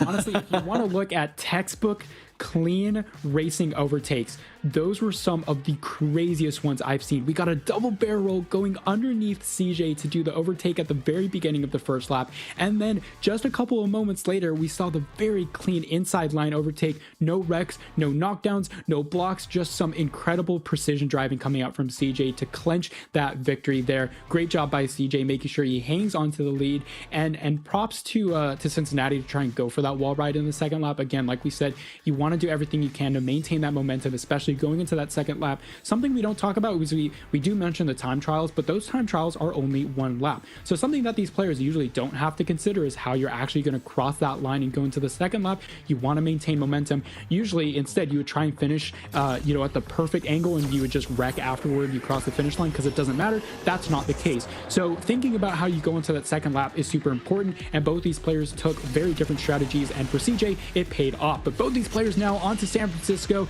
and it looks like CJ again is going to have that early lead. Cincinnati, maybe he's going to have to try and do one crazy overtake yet again, but he does have that shockwave advantage, trying to go for the inside overtake, but CJ with the last minute shockwave to block him. Cincinnati on the back pedal now. What has he got up his sleeve? Oh, that was so important, but you saw CJ had a lot more airtime, which means Cincinnati should be able to catch up a little bit here, and he has done. Got the shockwave in his back pocket, and is going to be using it in that straight and narrow halfway here, and use that double nitro now to use that durability to get around this next bend. But Cincinnati's looking very good. He's taking a huge risk here, but actually wrecked himself on that next jump. So for CJ now, this could be a guaranteed victory here if he plays it safe for the next portion of this track. Oh man, I was wondering if a player was going to go for the trick that Cincinnati did, as you saw CJ going down to that lower section to try and get a very clean barrel roll. What a lot of players will do in the time trials, you'll just go for that airtime that Cincinnati did, because that, couple of seconds of airtime really does mean a lot. It's basically a 30% increase in your time, or decrease, I guess, if you consider it that way. But unfortunately, just a millimeter off what caused it. He hit his nose on the side of that ramp, which caused him to wreck. Again, if you were a millimeter maybe to the right, you would have seen a very clean overtake, because it would have just smoothly gone onto the barrel roll and off to the races we go. But unfortunately, just that millimeter difference there, hitting the nose into the ramp, caused the wreck, and CJ as a result has a massive lead. So I assume he won't go for that airtime there. Yeah, as you can see, going right to the lower section for the clean lineup for the barrel roll jump there over the Golden Gate Bridge. And unfortunately, even though Cincinnati's doing the same thing, trying not to wreck once again, it won't really net him any speed benefit. Also, not quite getting that yellow nitro bottle as well. So CJ is going to get this very clean 2-0 victory. Very unfortunate for Cincinnati, but great job trying to get that risky maneuvers out. But also on the other hand, CJ doing a great job with the safe driving, incredible lines, and he will continue on in the tournament. For Cincinnati, that is going to be the end of the road for him, sadly, after that wreck. But again, I do respect the decision he tried to make in order to overtake, but it's just not meant to be. But he will be walking home with a top 6 placement and $200 in his back pocket. But for CJ though, his road continues here, as he's now guaranteed top 4, $400, and we'll see how much further he progresses as he will be facing up against JayQuim in our next matchup here. But for CJ though, yeah, it's like self-inflicted for Cincinnati. I do respect some of his decisions which the players make in order to make or break a kind of situation there, but sadly for CJ, he'll be okay. Sorry, sadly for Cincinnati rather, it will be the end of the road here. So we've seen CJ once again here in the lower bracket semi-finals coming up very shortly. But I'd love to think what Trav, I almost called you Shab, and Trav would like to think here going into this next matchup.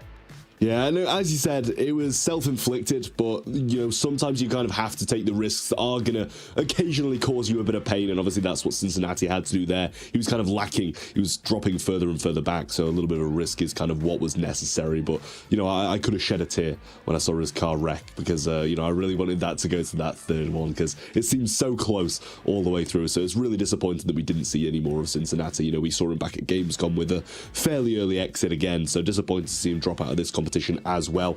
But that rounds us up to RPM, JayQuim versus CJ to see who will go on and play against Pickle. So this bracket is closing further and further down, getting us closer and closer towards the end. Joe still just sat there watching. Honestly, this man has had a good chill couple of hours just watching all of his opponents knock each other out, and only one person can actually make it all the way to the end, Marv. Yeah, and one thing we talk about is this lower bracket momentum, and both these players, JayQuim and CJ, may have that if they win and go up against Pickle, whereas Elite Joe, you're sort of sitting pretty. That could be a good and bad thing. Of course, you're not going to get eliminated in any of these stages, but you also might be losing a bit of that spark because you're not currently driving. So, I mean, this next matchup between JayQuim and CJ, we've seen some surprising racing coming out from JayQuim, so honestly, it's sort of anyone's game. I wouldn't really have a favorite. I mean, before this performance we've seen today from JayQuim, I would have said that CJ is the favorite considering the experience, but now that I've seen JayQuim take his shot on the road, I'm looking at him. He could take it. Yeah, honestly, it's such a well-balanced matchup between these two players. We will be able to see the result of it, but yet again, we're going to have to hit a short break. Don't go anywhere. We'll be right back. You got me thinking things I didn't mean to. You got me wanting things I never wanted. Is this the way you always get what you want? Alright, alright. You got me right inside of my head. You got me so, so close on the tip of your tongue. This is the way you always get what you want. Alright, alright.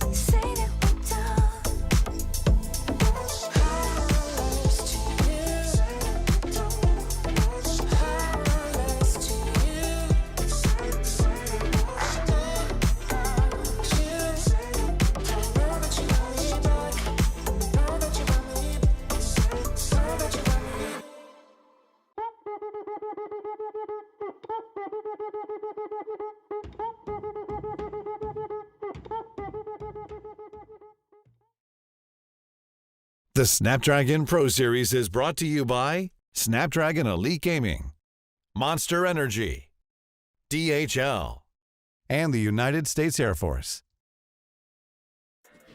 Welcome back to the Snapdragon Pro Series. We're yet again on Asphalt Legends Unite in the Open Finals. We're ready to, I should say we're almost ready to crown a champion. I mean, we've got a couple more games before that. Up next is going to be JayQuim versus CJ, as we mentioned just before the break. Whoever wins this one will go on to play against Pickle, who has already defeated both of them, bear in mind. So they're fighting for a rematch. They're fighting for a chance at redemption, Lethal.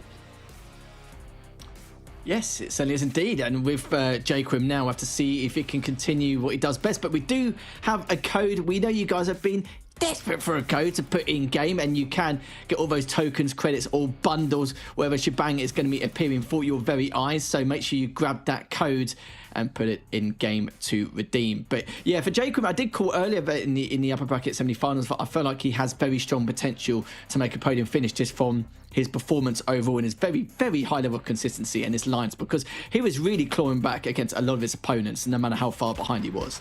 Yeah, I mean, some would argue he should have been going through that upper bracket, had a really, really close game up there, but did end up falling down. But it is going to be JayQuim versus CJ to see who will get their rematch and their chance of redemption against Pickle. That's right, certainly will indeed. JayQuim versus CJ, as JayQuim is going to be looking to make that road to that at least a guaranteed podium finish. But CJ, could he be in his way? Could he gain his way in this series? We'll find out shortly as we're heading all the way back to Cairo here, like we did at the very beginning here. Marth of Ancient Wonders, Greenland Fire and Ice, and Osaka Industrial Revolution. Yeah, great variety in tracks here. Cairo, Ancient Wonders. We have a pretty good mix of those sort of longer corners and some straightaways there on that little last section going from lap to lap. Whereas with Greenland, that's really where you can let these cars scream with their engines and go to their top speed. So Greenland honestly is where we've seen a lot of the more polarizing gameplay, because there's so many opportunities for those little speed tricks that we see. I mean, we saw earlier in the tournament a player try to go on that top of the ice cube there. Unfortunately, it didn't quite work out. So I'm curious to see if these players are going to try and play a little more safe, maybe try and go for those riskier things. I mean, in the lower bracket, anything's game, so you really want to try and make it. But I mean, on the other side, do you really want to face Pickle? I mean, he's sitting there brining, he's getting more salty, he's powering up in that lower final there. So CJ versus JayQuim to determine who's going to face Pickle up there in the lower final. But we could see there JayQuim getting a little bit of an early lead there, CJ trying to save up for Shockwave, but JayQuim has one of his own. So onto these corners here, it looks like JayQuim and CJ both are going to do perfect nitro to maintain that speed. JayQuim saving a lot of that nitro for that air time there. CJ not doing a great job of like making sure that you can get that nitro in there, because that's super important. Although we do see a little bit of a corner hit there from JayQuim. That's going to allow CJ to ever so slightly creep up onto JayQuim. He's got to be sweating. He's got someone in the back sides of his mirror here, but JayQuim, oh, missing Shockwave ever so slightly. Again, that's going to give CJ yet another chance to maybe catch up a little bit, but it doesn't look like he's going to be able to do so. Are we going to see a little bit of a wall ride here? Yes, we will. No players wrecking, and CJ taking a much more inside line, cross-cutting onto that section there, making sure he doesn't wreck, doing a great job of making sure that this lead doesn't extend too far on the side of JayQuim as we head into our second lap. Yeah, CJ had to take that line in order to close the gap, which he has done, only by a couple of tenths of a second. He's directly behind him. JayQuim is well aware of it, using that break nitro with the perfect nitro here, and he's now going to perfect nitro all the way across to this next portion of this track. Double nitro coming out and managed to save enough to then 360 into the double, into the Shockwave, and is looking extremely strong already. But he knows that CJ is hot. The heels on his tail here. Shockwave coming out again for JayQuim. CJ doesn't take the same line as he took in that first lap, and you can see he's actually trailing behind more and more as time progresses here, and JayQuim is well aware of that. So now he needs to play it a little bit safe here towards the last section of lap number 2 here. But I must say, this is looking phenomenal coming out from JayQuim.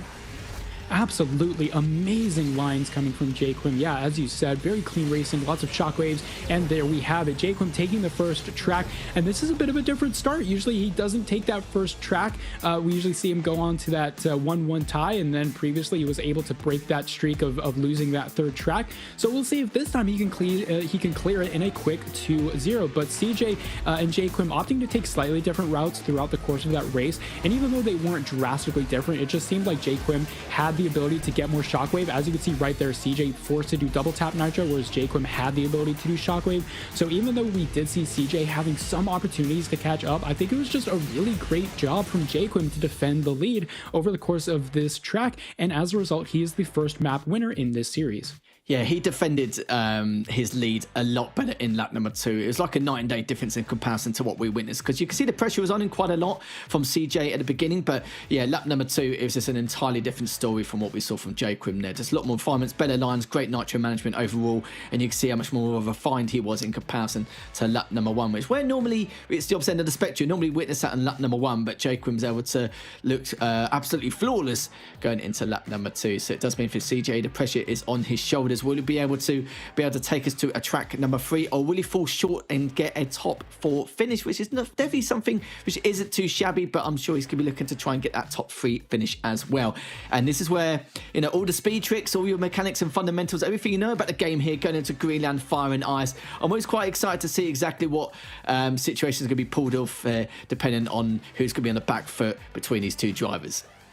Yeah, and Greenland being one of the newer tracks, I mean, we talk about Cairo and Osaka, some of the more earlier tracks introduced in the game, whereas Greenland, on the other hand, there's a little bit more opportunity for these players to pull out some different speed tricks that we might not have seen before. So something that I like to look out for is, hey, if I'm seeing anything that these players didn't show off, you know, because a lot of the times within the community, you have a lot of sharing of tricks, knowledge, routes, times, all of that sort of thing. I mean, the entire Asphalt community is just a joy to be a part of, you know, especially the RPM clubs and the different clubs that you can join. But I'm wondering if any of these players have a little bit of a trick up their sleeve, especially on this track, Greenland, that they can maybe introduce to us that might give them the edge of victory. So both these players won't be opting for that early barrel roll. Again, as I said earlier, it's a little bit risky because sometimes you fall on the back like a turtle and you end up wrecking. But none of these players, oh my gosh, CJ opting to go for that trick there, gets a ton of 360s and a ton of nitro as a result. But because of the clean driving from JayQuim, he still maintains this early lead, both doing floaty drifts to try and get into the volcano section here. CJ multiplying his speed outside here with the shockwave, and JayQuim as well doing the same, doing a great job of maintaining this early lead.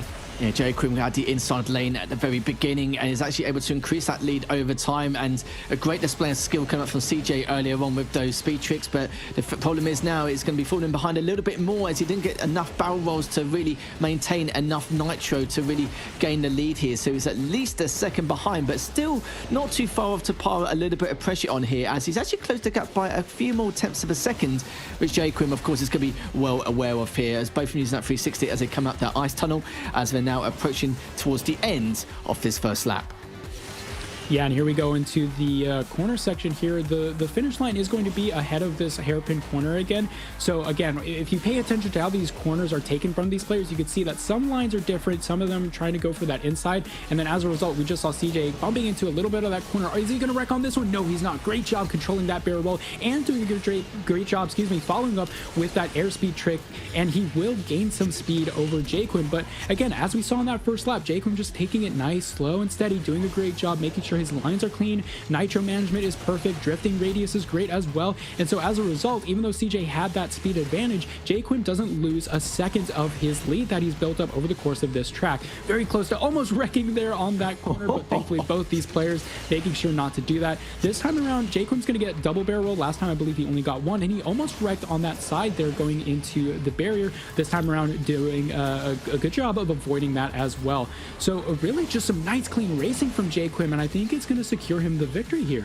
Yeah, CJ missed a previous yellow canister, but managed to get the second nitro canister in the end. But I don't think it's going to do him too many favors anyway going into using the short code once again. 360 coming up from JayQuim as he goes around this next corner. But we're heading towards the very final portion of this track. It looks like JayQuim will be coming out victorious here in this series with a very clean 2-0 victory. I'm glad I potentially predicted him to make it top 3, because it would be pie in my face if I was actually able to make that mistake. But from how well he's performing in previous series, it was very hard for me not to expect him to make at least a top 4, top 3 finish. But JayQuim, for his debut, looking extremely good in this competition now. He'll be facing up against Pickle in the lower bracket finals, a rematch from the upper bracket semi-final earlier on. But for CJ, sadly for him, his time has come to an end in the Snapdragon Pro Series Asphalt Legends Unite Open Finals, but I'm sure we'll be seeing him again in future competition.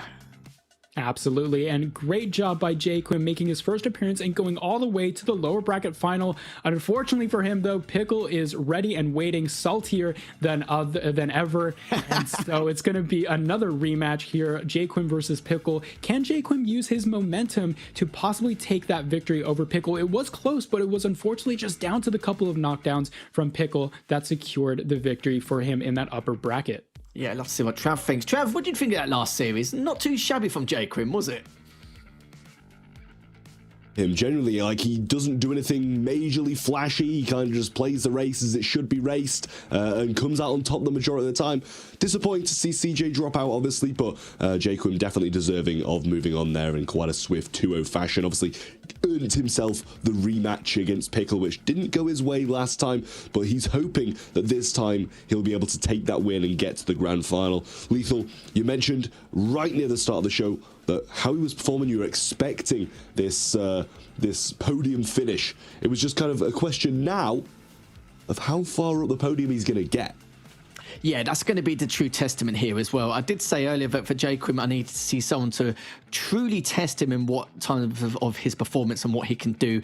And in that series against Pickle earlier in the upper bracket semi-final, with his lines and how refined he is as a driver, but also able to close the gap so easily and comfortably, kind of reminds me a little bit of Future Flash over in the EU scene, with how he can actually close the gap quite comfortably in terms of his refinements and his nitro management and just, you know, his pure fundamentals and mechanics. And it really is a joy to watch and a spectacle to witness as well. But for Pickle, though, he was able to close out that series previously with just, I think it's like a couple of body blocks, and that was literally it. That's how close it was between the two. So now Pickle has been sitting comfortably in that lower bracket finals, and it's just a matter of who's going to take it and who's going to be able to play up against Elite Joe as he's sitting pretty in the grand finals with that one track advantage. Yeah, I mean, that's the thing now. It's kind of like JayQuim, he's just come off the back of a game. It's a question of, does the momentum kind of carry you forwards or does it hurt you? And if he wins this one, he's going to be going back to back to back. So he's got a lot of work to do, but he is going to be up against Pickle in the next one. It's Pickle versus JayQuim. Yeah, let's see what JayQuim can do. Now, we've been talking about JayQuim a lot for the entirety of his tournament because we have no reason to come off his screens, really, as he's just displaying a great pedigree of skill across the board. But now Pickle did actually defeat him earlier in the upper bracket semi-final. If you missed it, 2-1. And then, as I mentioned before, it's just by one or two body blocks. That's how close it was between the two. But in the track list, heading to Rome at Tip Extreme, then Cairo, 1,000 Minutes, and Himalayas, 1,000 Routes. Now, Marth, what are you expecting from this matchup here? Are you expect it to go in the way of Pickle as we saw earlier in the upper bracket semi-final, or are we expecting something a little bit different going into this matchup? I mean, as we've learned throughout the course of this tournament, expectations can be broken. And as we saw with that previous matchup between these two players, it got really, really close. A lot more so than I think either one of us were expecting, considering Pickle was a heavy favorite. JayQuim going on a little bit about how he's a little bit nervous coming into his first appearance, and rightfully so. There's no shame in that whatsoever. But then surprised everyone with a very easy 2-0 over Al, and then continuing through that lower bracket run. He has the lower bracket momentum. Maybe Pickle could have been a little bit upset that he wasn't able to make that clean 2-0 over Joe to secure himself into that grand final with the track victory. So I'm not sure of his mentality coming into this lower bracket final. So honestly, it's anyone's game. I mean, if we see some more knockdowns, if we see some more sort of contact and collisions, we could see another victory from Pickle. But I wouldn't be surprised if JayQuim learns and says, you know what, I'm expecting that from Pickle, so I might have to bash back with a little bit of my own sort of dirty racing. So we'll have to wait and see if that's how it shakes down. So honestly, this is anyone's game, but of course you would have to say that Pickle is slightly favored just because of his resume here at the Snapdragon Pro Series. Yeah, it's just basically veteran experience, isn't it? I feel like from Pickle that JayQuim was the better driver on a lot of occasions when he was on the back foot trying to close the gap, but Pickle, with that veteran experience, as you mentioned before, he's a fearless driver, and I'm always very curious on what kind of shenanigans he gets to at the very beginning with his start strategies, because it's very risky considering the position he's placed himself in, and if he's going to continue to let those risks or not, which in my opinion he definitely will, because he doesn't seem to really care if he's on the final track of a grand final or if he's on the first track of an upper bracket quarters. It doesn't really seem to matter in that sentiment. But I do like the strategies he deploys and also his mechanics in the game overall. So honestly, it's really close to call. I can't really predict who's going to come out on top on this one. But for JayQuim, no, we mentioned it earlier already, but this is his debut, and what a debut already placed in top 3, which means he's going to guarantee himself at least bare minimum $800. Not bad for a day's work, but I need to stop saying a day's work because they've gone through all these qualifiers and the time limited events, but technically it isn't. But they've had to put a lot of time and effort in just to make it here for any of the players in the top 8 in every region. Yeah, and all of this hard work is going to pay off for both of these players. But to get a little less serious for a second here, because I want to do that as we take a look at the prize pool again, reminding the viewers that these players are not going home empty. And it's so cool to see them, how much work they put in and sort of get rewarded for the work that they've done, sort of discovering all the nooks and crannies of these tracks, making sure that they can optimize every single route. But could we see the fastest Pickle in human history with this car? I'm not too sure, but I always like to see Pickle go as far as possible because it's just fun to say his name during broadcast. You never expect a player with that name to just be such a darn good player and make it so far every time. So, again, with that veteran experience you talked about earlier, you're definitely favoring him in this matchup, but it's also fun to say his name, and I enjoy that. Well, yeah, when you talk about names and what they've accomplished, the one that always sticks to my mind every single time was Gamescom 2018, when actually someone defeated RPM's Alex in the grand finals with a default driver names, and he was a South Korean player. So yeah, that always sticks to mind when you mention about someone's name. But we're going to go into lower bracket finals now. It is still best of 3, both of them going absolutely at it with these two juggernauts now neck and neck using that shockwave. And to the 360s, but Pickles has actually been wrecked, and now JayQuim with a big advantage here, and he got so many 360s off that previous aerial, but he's got a huge amount of nitro to now extend his lead. Oh, and another bash comes out from Pickle, which is pretty much going to guarantee this first track win, maybe from JayQuim. Yeah, there's still a lot of race to run as we see JayQuim take an early lead there, but this is his opportunity to put the Pickle back in the jar and seal it, put it back in the cupboard. But look, this is going to be an interesting shakedown here from both these players. I mean, Pickle definitely has the chance to catch up. I mean, there's still, like I said, a lot of race to run here in this series. Ooh, JayQuim getting some nice extra airtime there. Sometimes your car gets to sort of bounce up, and that's really nice to see if you're that player. But here with JayQuim, he's going to have to make a pretty big mistake in order for Pickle to get the opportunity to catch up. So we still have a full lap yet left to go. But honestly, this is a really good opportunity for JayQuim to show what he's made of in his first appearance, making sure not to wreck or do anything suspicious to try and get himself out of contention for this 1-0 lead that he's pretty much have guaranteed in his pocket. Yeah, I would say pretty much guaranteed at this point. Of course, with the wreckage and the bash earlier on, it's just to make matters worse, that's going to solidify the deal here. But we're just waiting for JayQuim to finish off his victory lap and also to confirm the results are what we predict, because with a 5-6 second advantage, you'd assume so at this point in time, especially at this high level. But JayQuim, this is exactly what he needed in order to take the pressure off his shoulders to potentially make it into that grand finals later on if they do. But you've got to remember, this is a best of 3. This is only the first track, and JayQuim is definitely well on his way to being victorious here. But this first track win is going to do himself justice here with the double nitro into the perfect nitro over on the finish line, and JayQuim will get that first track victory here in this series. There we have it. Pickle losing for the first time in a while here in an opening race to JayQuim, especially here as we see Rome going the way of JayQuim's favor. And it was a result of an early knockdown, the complete opposite of what we've seen previously between the matchup of these two players. We've seen players, Pickle, knocking down JayQuim in that previous map there. But as you can see, Pickle going, unfortunately, a little bit too low there. And as a result, you can see JayQuim smacking on top of him. And that's what did it. That's what put the Pickle in the can. And he now has a 1-0 lead into this series.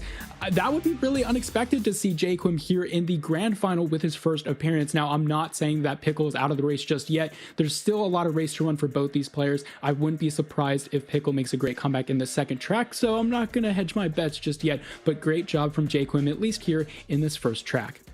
And it doesn't matter if a driver just makes his debut or has that wealth of knowledge and veteran experience. We have enough experience as casters and previous players where we see a player who's got that huge amount of potential. And I think we witnessed it from JayQuim instantly in that second series against Pickle. That's where we thought to ourselves, this guy could definitely make a huge dent into the armor to a lot of these players. And he certainly has done. Now that he's gone from, qualifying for the first time, making his debut and playing against Al in the upper bracket quarterfinals to now here we are with one track advantage here.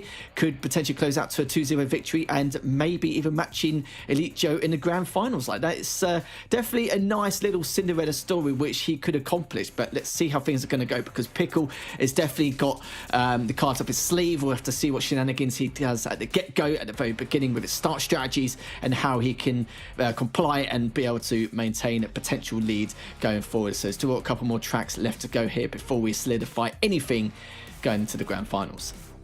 Yeah, and like I mentioned earlier, you sort of have that opportunity for that lower bracket momentum, something that Pickle wasn't really afforded. Of course, you may want that because you're coming from the upper bracket. It's not like you have to sort of sludge your way through that lower bracket, but JayQuim had those couple of victories earlier on, gives him momentum, gives him confidence, and that's something you really want to counteract those nerves as we come here onto 1,000 Minarets on Cairo, a beautiful track, and Pickle opting for that upper section there on the highway. And that's going to give him a couple of barrel rolls, but JayQuim's going to be afforded those shockwaves. That's going to let him take a very early lead here as we go onto the section outside here onto the desert. Are they going to go into the pyramid section? They will try and get that airtime there as they come out of onto this back straight onto the double barrel roll section. A lot of players usually sometimes try and go for it, but otherwise you'd want to do exactly what these players are doing. And will we see the famous or the infamous wall ride trick? We won't. JayQuim opting not to do it, but Pickle will. Gets a tremendous amount of speed, goes above and beyond, and unfortunately that'll do it. He's gonna go crashing headfirst into the top section of the freeway, and I think that is all she wrote for the Pickle here at Snapdragon Pro Series Season 6. Again, there's still a lot of race to run. Could be a great sort of matchup if Pickle manages to get this comeback, but unfortunately that wreck might have done it for him. It's just great racing coming from both these players, but Pickle trying to go for that, maybe a bit too ambitious.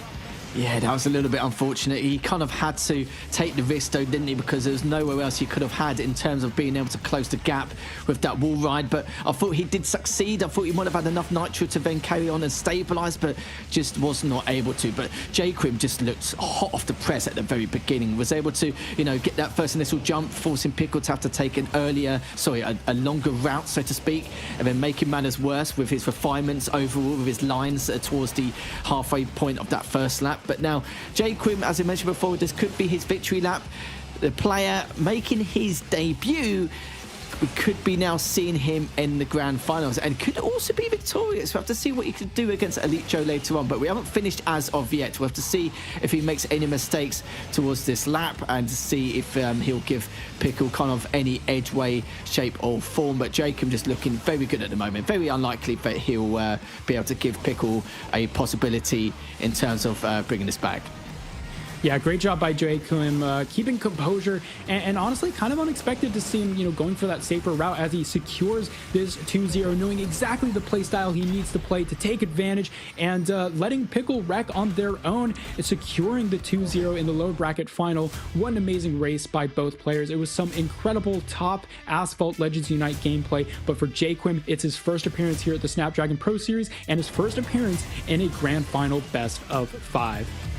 Not a bad debut, is it, Marv? Not a bad debut indeed. It's to like start your to pave your way in a competitive scene and be able to start your first event in the grand finals. It's not too shabby as well. I think he's probably accomplished a lot more than he expected, even though he was a little bit nervous coming to this competition. But the pressure should be off his shoulders now, not because of the fact that he's satisfied with his placing, but now he's realised that it's do or die now, all or nothing going into the grand finals. But for Pickle though, sadly he will bow out of that third place position, but will bag himself $800, and both Elite Joe and JayQuim will guarantee themselves at least $1,200. It's just a matter of who's going to be victorious in this Snapdragon Pro Series Open Finals. Great job by both these players. And Trav, man, that was an incredible race. I'm curious how you think this next one is going to go down as well, considering this sort of turned out flip side to what we expected from the whole bracket. It's just a question of who can stop him. Sorry. Who can stop him? Honestly, he's so good. What a debut it's been for JayQuim at the end of the day. Elite Joe, probably the only player who's going to be able to stop him at this point, and that's just crazy to think. A guy on his debut is only going to be able to be stopped by an infamous player.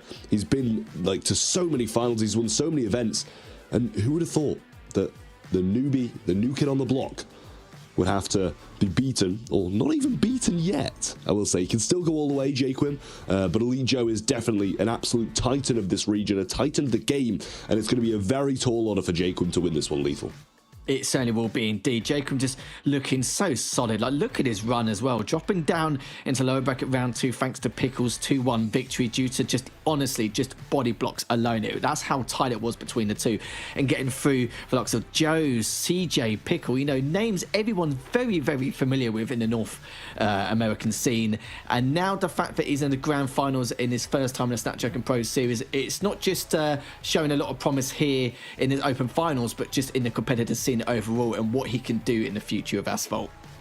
I don't think anybody can deny that he's completely earned his place here. He's got revenge on someone. He's got revenge on the guy who knocked him down to the lower bracket, I should say. Yeah. Then he's made this miraculous run all the way through to come and face off against Elite Joe in the finals. It really has been the debut of dreams for JayQuim, and honestly, you know, what's stopping him now? What's stopping him from going all the way? Obviously, Elite Joe is the man who stands in his way, and it's quite a big hurdle to get over, Marv. I mean, honestly, you asked the question of what's going to stop him, and that 1-0 lead that Elite Joe has coming from that upper bracket, I think could really make a big difference here going into our grand finals. Well, the grand finals is going to be an absolute spectacle. It's going to be Elite Joe against JayQuim for all the marbles. Certainly will be indeed. It will be a slobber knocker between these two juggernauts here coming into it between Elite Joe and JayQuim. Honestly, I think a lot of people will still favour Elite Joe with his wealth of knowledge and veteran experience in the game. But for JayQuim, though, honestly, when I witnessed him in that in that last track of the previous series, he was looking super solid. And honestly, it's going to be very difficult to decide who's going to take this. And we've got two San Franciscos on the table here, Marv. But we're going to be kicking things off with Buenos Aires Stadium Lap, Cairo Nile River, San Francisco City by the Bay. And to finish things off, as we've seen a lot of track 5s in all our grand finals on other regions. We've had it in EU, we've had it in LATAM as well. I'm not too sure about Asia Pacific, but we've already had at least 2 track 5s going into the grand finals. Will we have it in the NA region? Well, hope so. NA never lets me down, but we'll see.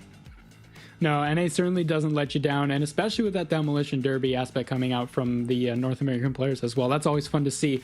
But man, oh man, is this gearing up to be an epic grand finale between both these players. The underdog first appearance and the elite Joe coming into this top bracket as well. I mean, you can't say for sure exactly who's going to take it. Of course, you're going to mention the fact that Elite Joe has been to so many grand finals. Honestly, you probably couldn't count it on both your hands. Whereas JayQuim coming fresh, like you said, hot off the press here with an incredible run so far. So regardless of what happens, I have to give massive props to JayQuim. So, you know, you're looking at that veteran talent with Elite Joe, and he has the 1-0 bracket advantage as well. That's a pretty hefty task, but what we have seen from JayQuim was some pretty surprising gameplay. So I wouldn't be surprised if he comes out of the gates swinging for the head of Elite Joe. And it makes you wonder as well, because Elite Joe hasn't dropped a single track yet, not one. It's just been smooth sailing, all 2-0 victories. And could he be the one to potentially take the entire event without dropping a track? There's definitely a lot of potential there, because JayQuim is the newbie on the block, but it looks like he doesn't seem to be acting that way at all in the slightest. It looks like he's been getting top 3s like it's his day job for the last 10 years, the way he's performing so far. Yeah, absolutely. Like you said, I mean, the consistency on this guy has been absolutely incredible as well. We haven't really seen a ton of like huge mistakes or wrecks or anything like that. Honestly, the only really thing you can really point at is that versus Elite versus Pickle in that earlier section where he got knocked down to the lower bracket. But when you look at that race, the only problem was the fact that Pickle was just blocking him the whole way through. He learned from that, knocked down Pickle in that second matchup there, and got a chance to run away into the grand finals. And there we have it here. So these two players are guaranteed $1,200. Whoever takes it all is going to get that lion's share, which will be the $2,000. But every single player who's qualified here today in the NA portion of the Open Finals is going to not walk home empty-handed. They'll all be getting at least $100 no matter what. So not really bad for a day's work here, including all the qualifiers and time-limited events going into this tournament. But I'm super excited. I won't ask for your prediction as of yet because, of course, with Elite Joe, we know he's got that one track advantage, which he may need considering how JayQuim has been performing so far. No, absolutely. I mean, like we saw earlier, JayQuim sort of fell down with that 0-1 lead in the first opening section. So maybe a bit nervous, some shakes coming out from your first appearance. But I've never seen someone brush that off so darn quickly. And not only that, on top of coming back in that series later in that lower bracket, he now has all of the momentum that he's been accruing from that lower bracket. On the other hand, as you mentioned a couple of times ago, Elite Joe's just been sort of sitting there, not really doing a whole lot. I mean, he didn't have to do a whole lot. He got to the grand finals, secured himself that 1-0 lead, looking pretty, sitting back in his chair, wondering if anyone's going to dethrone him. But in terms of momentum and still keeping up and playing on and on, JayQuim does have that going for him. He certainly does indeed, as we'll get the grand finals underway for you very shortly if you're just joining us, and there will be more codes coming. I know a lot of you in chat are still wondering what's been going on, but don't go. We've already had 3 codes already. I think one's been pinned by the lovely people in the Asphalt scene over at Game Loft, so make sure you grab that while you can, as it's just for a limited time. So if it's by any means you can't claim it or redeem it, don't blame me. I told you. Claim it as soon as you physically can. Maybe claim the code now whilst we're waiting for this grand finals to get underway, but probably won't do it straight away because it probably will start up very shortly. But in terms of your prediction here, Marv, who do you think is going to take it even with that one track advantage? Because JayQuim has really been performing extremely well, and it's going to be very tough to call considering that for Elite Joe, he's not really been tested yet, and he's in the grand final, which is speaks volumes.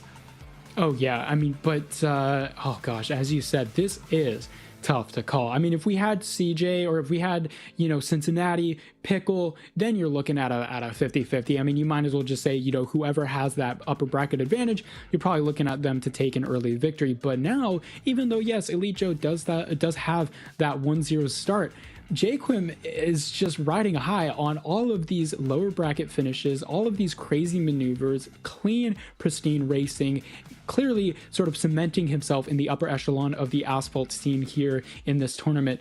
So honestly, I don't know if I could choose a favorite, but if I really had to, I still am going to look for Elite Joe with that veteran experience. And in addition to, he has that 1-0 lead. But starting off with Buenos Aires, as you saw that track list earlier, that is a spicy match. There was tons of contact, as we saw earlier on in the tournament. So I wouldn't be surprised if we see maybe a knockdown, maybe something like the blocking or any sort of contact like that coming out from JayQuim early on. And if he does that, he can really cement himself as a force to be reckoned with for Joe. Something we'll do indeed. And if you're just joining us and just waiting for the grand finals and sitting tight, sitting pretty, then what you might want to do is follow our socials. Make sure you follow us at ESL Mobile and at ESL_Mobile on Instagram. But we also have the $100 gift card to give away if you want to sign up on our survey. It only takes a few minutes, which is esl.gg/survey, so make sure you get down and get for that as well, as it's not just codes, we have those $100 giveaways as well if you would like to get involved. Like I said, it takes a few minutes of your time and you could win $100 just like that, which is actually the same as a top 8 placement here in the Snapdragon Pro series, so not bad for 2 or 3 minutes work instead of a day's work in that terms of comparison. But yeah, we're sorry for the hold up at the moment, guys. The grand finals will get started momentarily. We're just getting the players ready and underway and make sure there's no issues going into it, because we don't want to keep you guys delaying any further. But I know what you guys are thinking. When's the match starting? Trust me, we want to get underway. We're extremely excited to see how this grand finals is going to go in the North American region here for Asphalt, because honestly for JayQuim, he's made things not just a little bit more interesting, but massively interesting compared to what we could be witnessing here in this grand finals, Marv. I mean, absolutely. I mean, if you talk about, Cincinnati, CJ, all the other sort of not heavy favorites, but I mean, Pickle would be that heavy favorite on the other side of the bracket, but those players are sort of expected to go far, and a lot of them did. But when you talk about, these matchups, if you got an expected matchup in the grand final, you're like, all right, we got another 2 players. They know each other really well. They know the tracks really well. They've been here before in this grand final situation, especially with that 1v1 versus qualification environment. But now everything has been flipped on its head. You got a complete newcomer to this sort of live tournament environment, at least in the 1 versus 1 scene, because he has played some community tournaments, especially ones that I've hosted, sort of destroyed the competition, if I might add. So that's one thing you sort of have to consider. Yeah, exactly. I mean, I was seeing that and I was like, okay, this guy is just really, really good. Wonder what's going to happen. Oh my gosh, he's made it to a grand final all of a sudden. So that is a truly incredible feat from JayQuim. So look, Elite Joe just sitting there in that grand final upper bracket match, sort of thinking, wait a minute, do I have to maybe prepare myself a little bit? Because You know, if you look at the sort of playstyle differences between a lot of these players, you sort of have to think about, okay, how do I approach my route differences and my route choices? We've seen earlier on in the tournament some players opting to choose maybe safer routes or more risky routes, depending on who their opponent is, depending on the car that they have. So maybe that's something that Elite Joe has had time to ponder, has had time to maybe consider, whereas JayQuim is just hot off the lower bracket there. Yeah, well, it looks like we are going to go for a quick break. There are some technical hiccups, but it will be set up very shortly. But we're going to go for a 10-minute break. And when we come back, we'll have the grand finals. Sorry, a few minutes, not 10 minutes. But we'll be back in a few moments with the grand finals of the North American portion of Asphalt Open Finals here in the Snapdragon Pro Series. So don't go anywhere, as we'll be back in a few.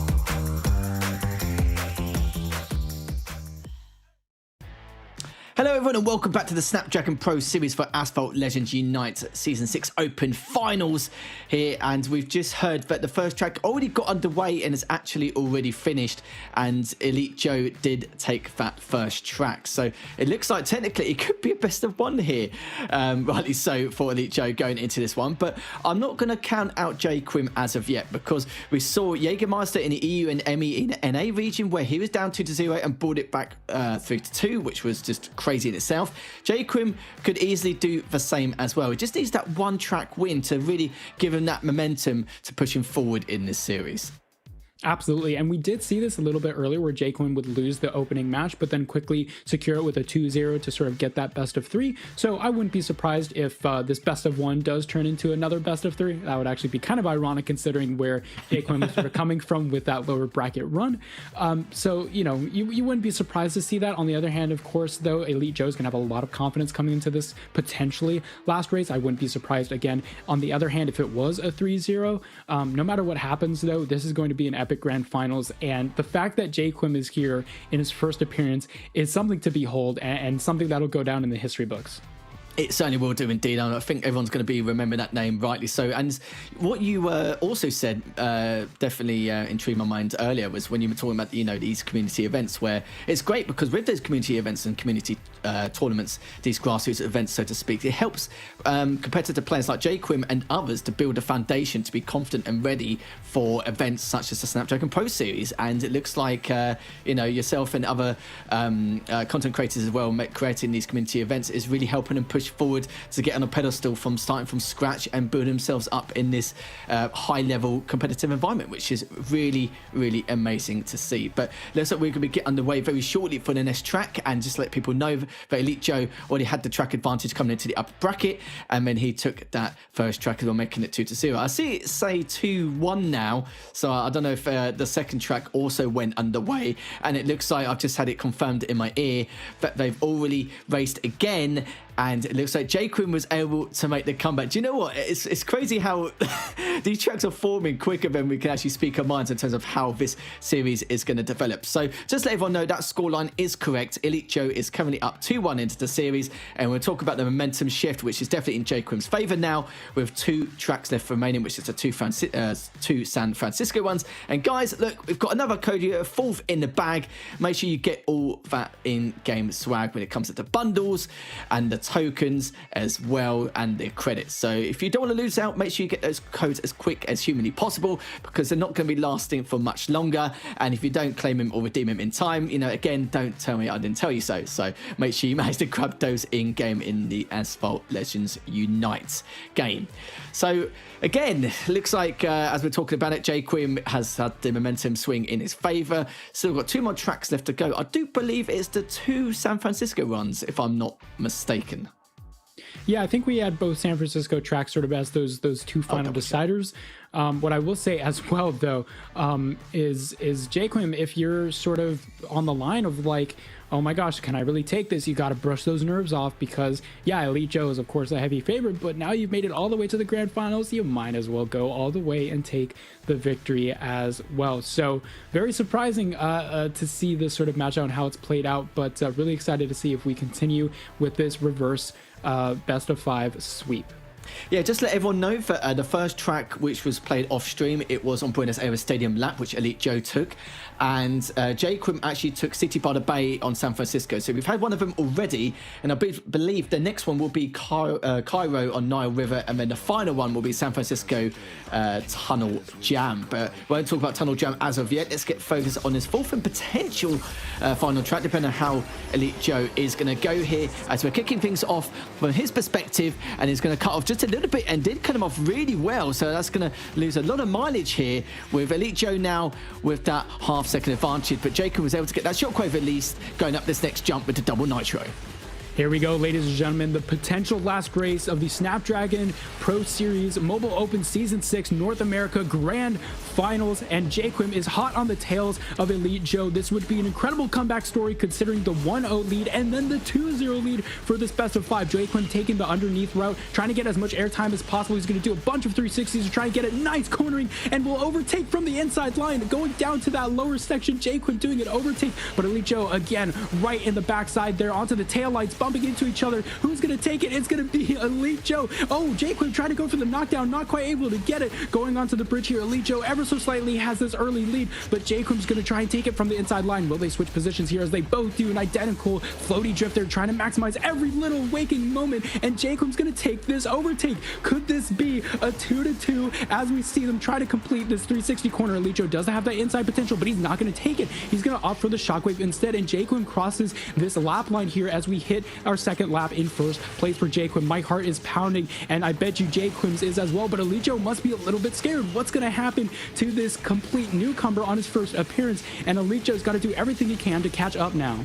Yeah, JayQuim got additional barrel rolls off that previous jump, so he's got a little bit more nitro to play with here. Both players shockwaving now over that last jump as they get around this next bend, but JayQuim needs to make sure there's no inside angles for Elite Joe to be able to cut him off and be able to close that gap. But the shockwave coming out into the perfect nitro, break nitro trick coming out again from JayQuim as he goes across with that double nitro. Perfectly timed there with that double nitro into the 360. Shockwave is going to be coming out straight away as he goes over this next jump. It's only a couple of tenths of a second here, but you saw Elite Joe actually got a few additional barrel rolls, so they're able to close the gap even further. But the shockwave's coming out, and as Elite Joe's going to try and call him off, it's now JayQuim on the inside lane, but it's actually bashed him slightly, so it actually cost him a little bit of mileage. Could that be the saving grace here for JayQuim now? It's still holding, maintaining that lead. There's only 7% left remaining. It looks like JayQuim should be able to take this. There's not going to be too much trouble here with double shockwave now coming out as we're going around this next corner, and JayQuim is going to take us to a final track, and this is going to be a repeat of what we saw between Future Flash and Jägermeister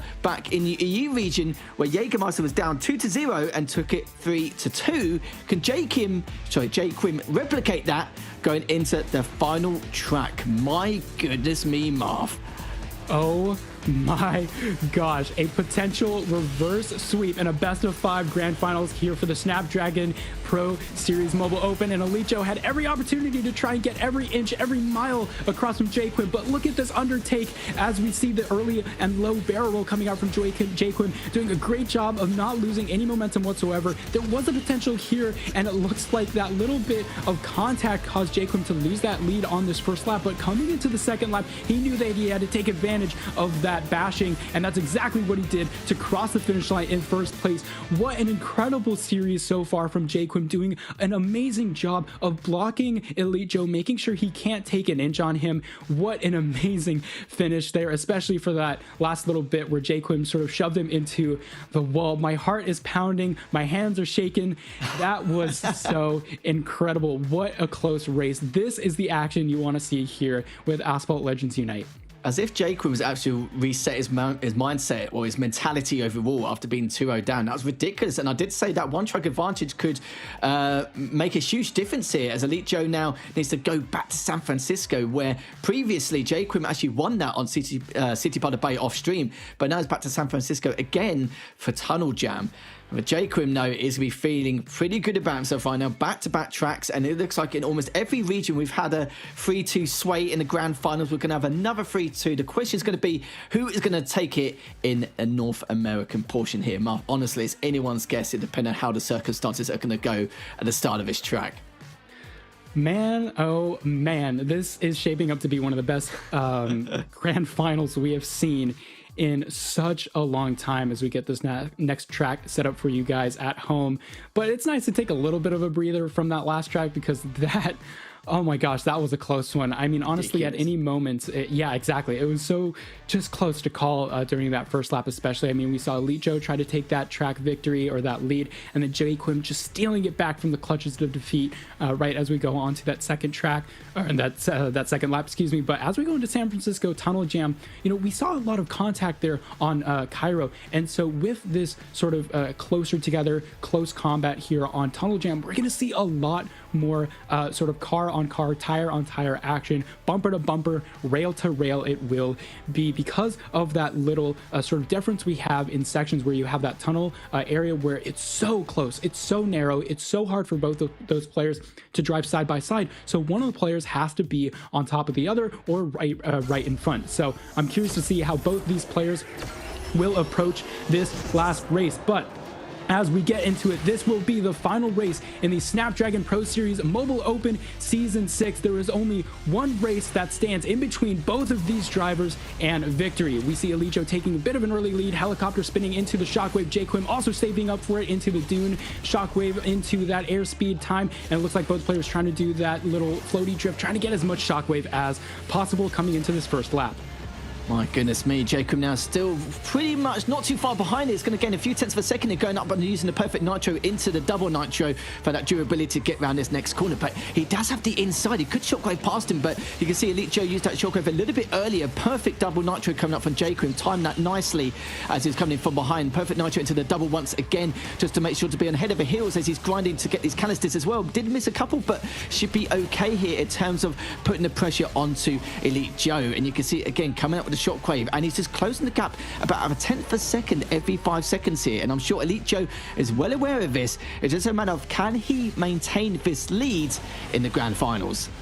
Yeah, we have to wait and see how Elite Joe plays out this next lap, because if he makes any sort of slight mistake, oh no, as I say mistake, JayQuim not getting enough shockwave for that dune launch off, and that's going to cause him to not gain any airspeed whatsoever. This puts a massive advantage for Elite Joe. All Elite Joe now has to do for the remaining of the lap is not mess up. He can play as cleanly and safely as possible. He has so much time to spare, almost wrecking there, going a little wobbly on his tires. JayQuim does seem to be catching up ever so slightly, and as you even see with Elite Joe opting not to go for that barrel roll, that's going to be a clean victory there for Elite Joe. I feel like this is going to be a little bit over. It was such an incredible race, but Elite Joe barreling down the straights here of this final section, coming onto the hairpin corner. JayQuim can see him in the distance, but it feels like it might not be enough as Elite Joe crosses this final hairpin corner and shockwaving into the finish line. We have our champion for the Season 6 of the Snapdragon Pro Series Mobile Open. What an incredible finish, and props to JayQuim for going all the way, bringing this to a 3-2 best of 5. But Elite Elite Joe,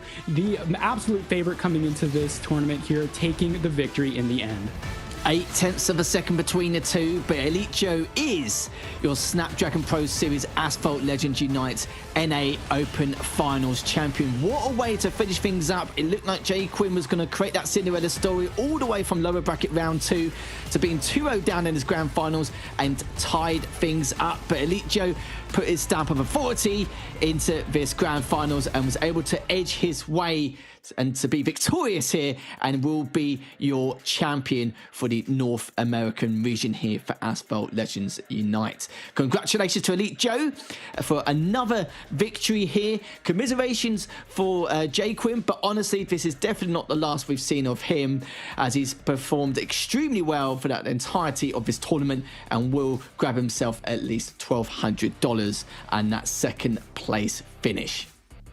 That is one heck of a storyline. I think we're going to be talking about that for years to come. JayQuim, what an incredible finish. If you're listening, buddy, that was so amazing to see you go all the way. But props to Elite Joe for taking it at the very end. Not unexpected, but both these drivers did an absolutely incredible job.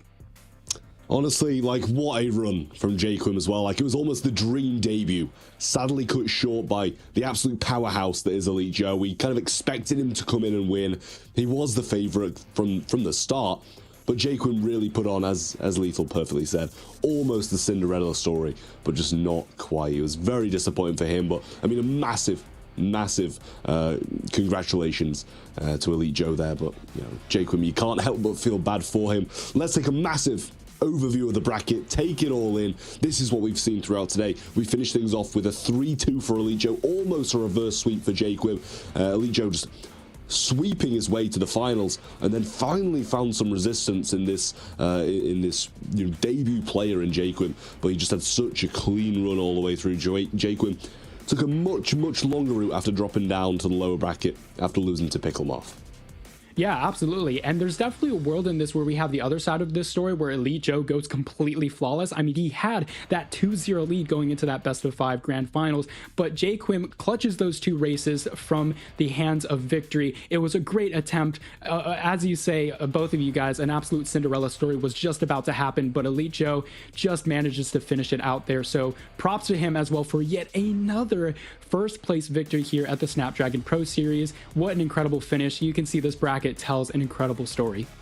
He clearly just can't stop winning, and I mean, you know, who can blame him for it? I'd want to keep on winning if I could as well, but you know, he probably is the guy in North American Asphalt Legends Unite, and I'm sure he will continue to be that guy until he's dethroned by someone like JayQuim, who comes along and just starts putting on performances just like that. And as you mentioned at the start of the show, Marth, you spoke to him before. He was feeling all the nerves in the world, and by the end of it seemed to have shaken those off completely because of how well he was playing all the way through. And I think that just goes to show, if he can get through these time trials in game and keep on getting to these head-to-head matchups, he's got a real future in Asphalt Legends Unite esports, Marth. Absolutely. I mean, this kid was coming right out of the block, beating me in incredible fashions on my community tournaments. So yeah, technically, if you want to say he was getting that tournament experience, of course, I'm not running, you know, pro 1v1s at the top echelon. I'm just having fun with the amazing introduction of private lobbies for Asphalt Legends Unite. But taking that little bit of experience he has, taking that experience in the time trials and putting it to great use here in going all the way to the grand finals. But if we talk about Elite Joe for a second here, yet another victory under his belt, going to be brimming with confidence. He had a little bit of a shaky, interesting series coming from 2023 into 2024. He had a complete change of attitude going into it. We saw one rage quit, and then now all the way to a couple of victories in a row. Yeah, we'll make sure to follow all the socials, guys. We'll keep you up to date with all things, not only just Asphalt Legends Unite, but all Snapdragon Pro Series games. It's ESL Mobile on both Facebook and X, and ESL_mobile over on the Instagram. Make sure to join the Discord server as well at discord.gg/Snapdragon Pro Series. It gives you the news, it gives you the ability to sign up to not just this, but the massive array of games we have here at the Snapdragon Pro Series. But we're winding to an end, and it's sad to see, because what a day it has been. I'll go down the line, Marth. I'm going to ask you for your closing remarks, because it has been just incredible. Oh man, firstly, I want to thank both of you guys for an absolute amazing broadcast. It's good to have the gang back together from Gamescom. That was an incredible show, so thank you as well. But to JayQuim, dude, that was an incredible showing. You'll come back stronger, I absolutely know it. But of course, for Elite Joe, congrats on another victory. And to everyone watching, thank you so much for being a part of this amazing community. I hope to be back soon with some more Asphalt Legends Unite action. And yeah, thank you for having me on. And yeah, just to add to that as well, like congratulations to Elite Joe once again, JayQuim, for now being a more of an established player here in the competitive Asphalt scene and what he can really bring to the table in future tournaments as well. But a shout out to all the players, because honestly, it's been a real spectacle, not just in North American region, but in every single region. It's been 3-2 grand finals in every region almost. I'm not too sure about Asia Pacific, but honestly, it's been a real array of credible pedigree skill across the board, and it's been a real pleasure to be a witness of that. Yeah. Every single one of those 8 players today has put on an absolute show for us. It's been a pleasure to be back with Asphalt Legends Unite. Of course, we've got to go through the obligatory thank yous of Snapdragon Elite Gaming, DHL, Monster Energy, and the US Air Force for sponsoring this tournament. It's been an absolute dream to be back in this game. Obviously, Gameloft as well for creating the thing of beauty that we've been watching all day long, and everybody in the background at EFG as well for allowing us to put on this absolutely amazing production for all of the viewers out there. And a massive last thing. Thank you to the viewers for stopping by and watching us, because without you guys, we'd just be talking, and that's no fun at all. Not wrong. But once more, thank you all for stopping by. It's been an absolute pleasure. We will be back again soon. See you shortly.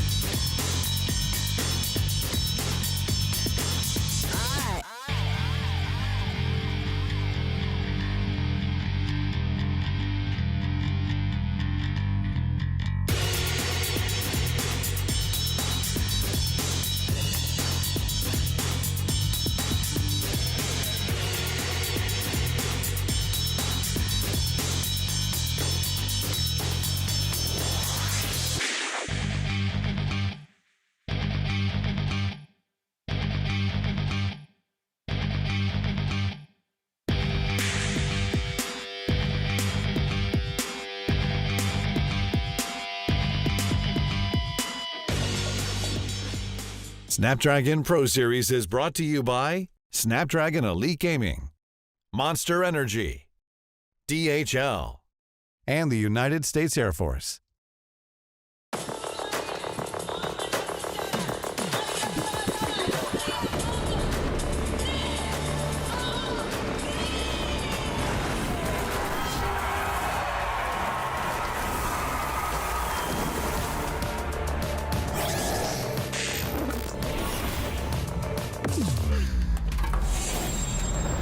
Let the weak melt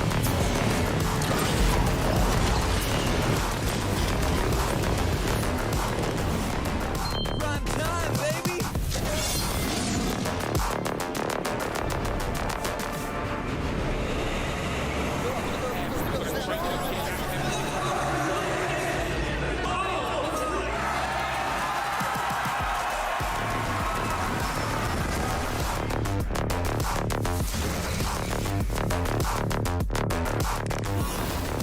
Looks like the players are ready. Here we go!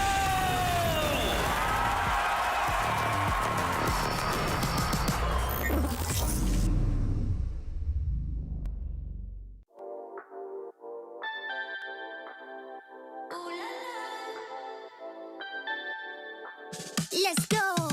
Put it in motion. Baby, we're going faster, faster, faster, faster. Seizing the moment. Baby, keep going faster, faster, faster, faster. Speed on, make that thing rev. Foot on the gas till you got nothing left. Let's drive to the top of the mountain and see the view. Let's vibe, looking back on the journey, just me and you. Ain't nobody wanna go slow. Yeah, I was chilling in the past, I was solo. Now that I got you you in my life, I'm like, go, go. I be living for the thrill of it, whoa, whoa. I hear you like to gamble.